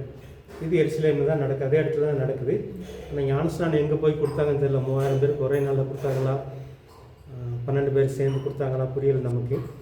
இந்த அற்புதத்துடைய நோக்கம் என்ன? 3000 பேர் ரட்சிக்கப்பட்டதின் நோக்கம் ஏற்றுக்கொள்றாங்க. இல்லை, இப்போ வந்து நம்ம இதை மட்டும் யோசிக்கிற 3000 பேர் ரட்சிக்கப்பட்ட அந்த அற்புதத்தின் நோக்கம் என்னவா இருக்கும்?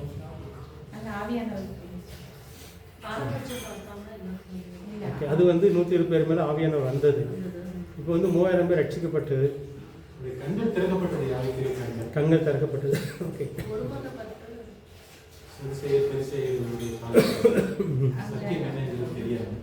ஓகே.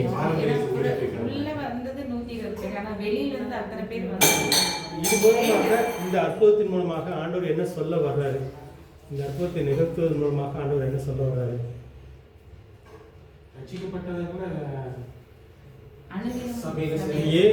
நற்செய்தி உண்மைன்னு வந்து பரவ வைக்கிறார். நோக்கம் சிம்பிளா நீங்க பாத்தீங்கன்னா 3000 பேர் ரட்சிக்கப்பட்டாலே அந்த சுவிசேஷம் ஈஸியா ஸ்ப்ரெட் ஆகும். அதுதான் நோக்கம். அதாவது சுவிசேஷம் வந்து அதிகமான சீக்கிரமா பரவணும். ஸோ அதான் இதோடைய நோக்கம். இந்த அற்புதத்தின் நோக்கம் என்ன அப்படின்னு பார்த்தீங்கன்னா, நற்செய்தி சீக்கிரமா பரவணும். அதில் சொல்ற, ஆகையால் நீங்கள் சிலுவையில் அறைந்த இந்த இயேசுவே தேவன் ஆண்டவரும் கிறிஸ்துவுமாக்கினார் என்று இஸ்ரவேல் குடும்பத்தார் யாவரும் நிச்சயமாய் அறிய கடவுள் என்றார். இயேசு தான் உண்மை அப்படின்ற ஒரு செய்தி வந்து சீக்கிரமாக பரவுறதுக்காக ஆண்டவர் இந்த அற்புதத்தை செய்கிறார். அதுதான்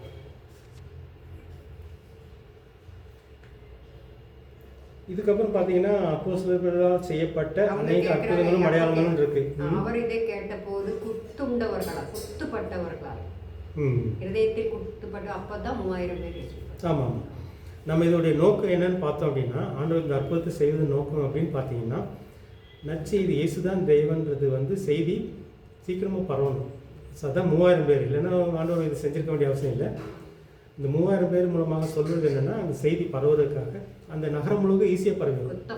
ஒருவேளை 10 பேர் ரட்சிக்கப்பட்டிருப்பாங்கன்னா அவ்வளோ சீக்கிரம் பரவாது.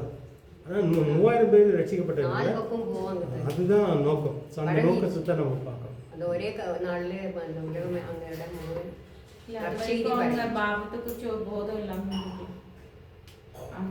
அது எல்லாமே நடக்குது. ரட்சிப்பு நடக்குது. ரட்சிப்பின் நோக்கம் வேற, நம்ம பார்க்குறதுலாம் அந்த ரட்சிப்பின் நோக்கம் பாவத்தை குறித்த இதெல்லாம் வருது. ஆனால் முக்கியமாக இந்த 3000 பேர் ரட்சிக்கப்பட்டார்கள்னா அந்த இடத்துல வந்துட்டு இதுதான் உண்மையான கடவுள்ன்ற உறுதி. இப்போ மனதில் குத்தப்படுறாங்க. எது மூலமாக குத்தப்படுறாங்க? பாவத்தை பற்றி இருக்கிறாங்க. ஓகே, பேதுருடைய பிரசங்கத்தில் முக்கியமாக என்ன இருந்துச்சு? எதை பாவம்னு சொன்னார்? நீங்கள் அதை பேசுகிறதுனால நான் அதை பேசி தரணும். பாவபோதம். இப்போ பேதுரு பிரசங்கத்தில் முக்கியமாக எதை குத்துற மாதிரி பேசினார்?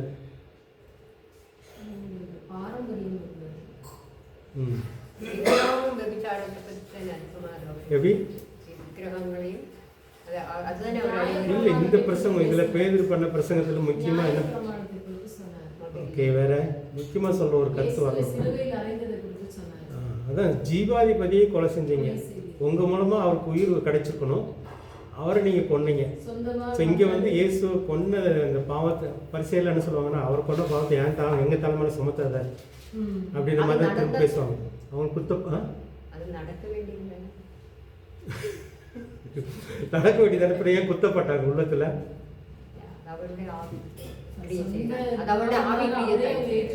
இதெல்லாம் வந்து இயேசு வாழ்ந்த காலம். இப்போ நமக்கு அதெல்லாம் பொருந்தாது. பேதுருடைய பிரசங்கம் வந்து நமக்கு பொருந்தாது. நம்ம இயேசு சிலுவையில் அடிக்கலை. ஆனால் இவங்க எல்லாம் வந்து இயேசு சிலுவையில் அடிக்கிறதுக்கு ஒப்பு கொடுத்தவங்க. இந்த 3000 பேர் வந்தவங்க பார்த்தீங்கன்னா அதில் யாரெல்லாம் இருக்காங்க நீங்கள் யோசிச்சிங்கன்னா, இயேசு வந்து சாகிறதுக்கு ஒரு வாரத்துக்கு முன்னாடி அந்த ஓசனா பாடிட்டு வராங்க பாருங்கள். அதில் ஆயிரக்கணக்கான பேர் ஓசனா பாடிட்டு வராங்க. ஸோ அவங்கெல்லாம் இதில் இருக்காங்க. அதுக்கப்புறம் பிலாத்திட்ட போய் இயேசு சிலுவையில் அறைங்கன்னு சொன்னாங்க பாருங்கள், அவங்கெல்லாம் இருக்காங்க. இதெல்லாம் சேர்ந்தது அந்த கூட்டம். அந்த பண்டிகை கொண்டாடுறவங்கெல்லாம் யூதர்கள் தான். இந்த யூதர்கள் தான் ஒரு வாரத்துக்கு முன்னாடி இயேசுவை வந்து ராஜான்னு கூப்பிட்டவங்க. இந்த யூதர்கள் தான் ஒரு வாரத்துக்கு முன்னாடி, அதாவது 10-40 நாளுக்கு முன்னாடி இயேசுவை சிலுவையில் அடைங்கன்னு சொன்னவங்க. அதனால தான் பேதுரு என்ன சொல்கிறாருன்னா, உங்களை காப்பாற்றுற இயேசுவை நீங்கள் கொலை செஞ்சீங்க அப்படின்றது.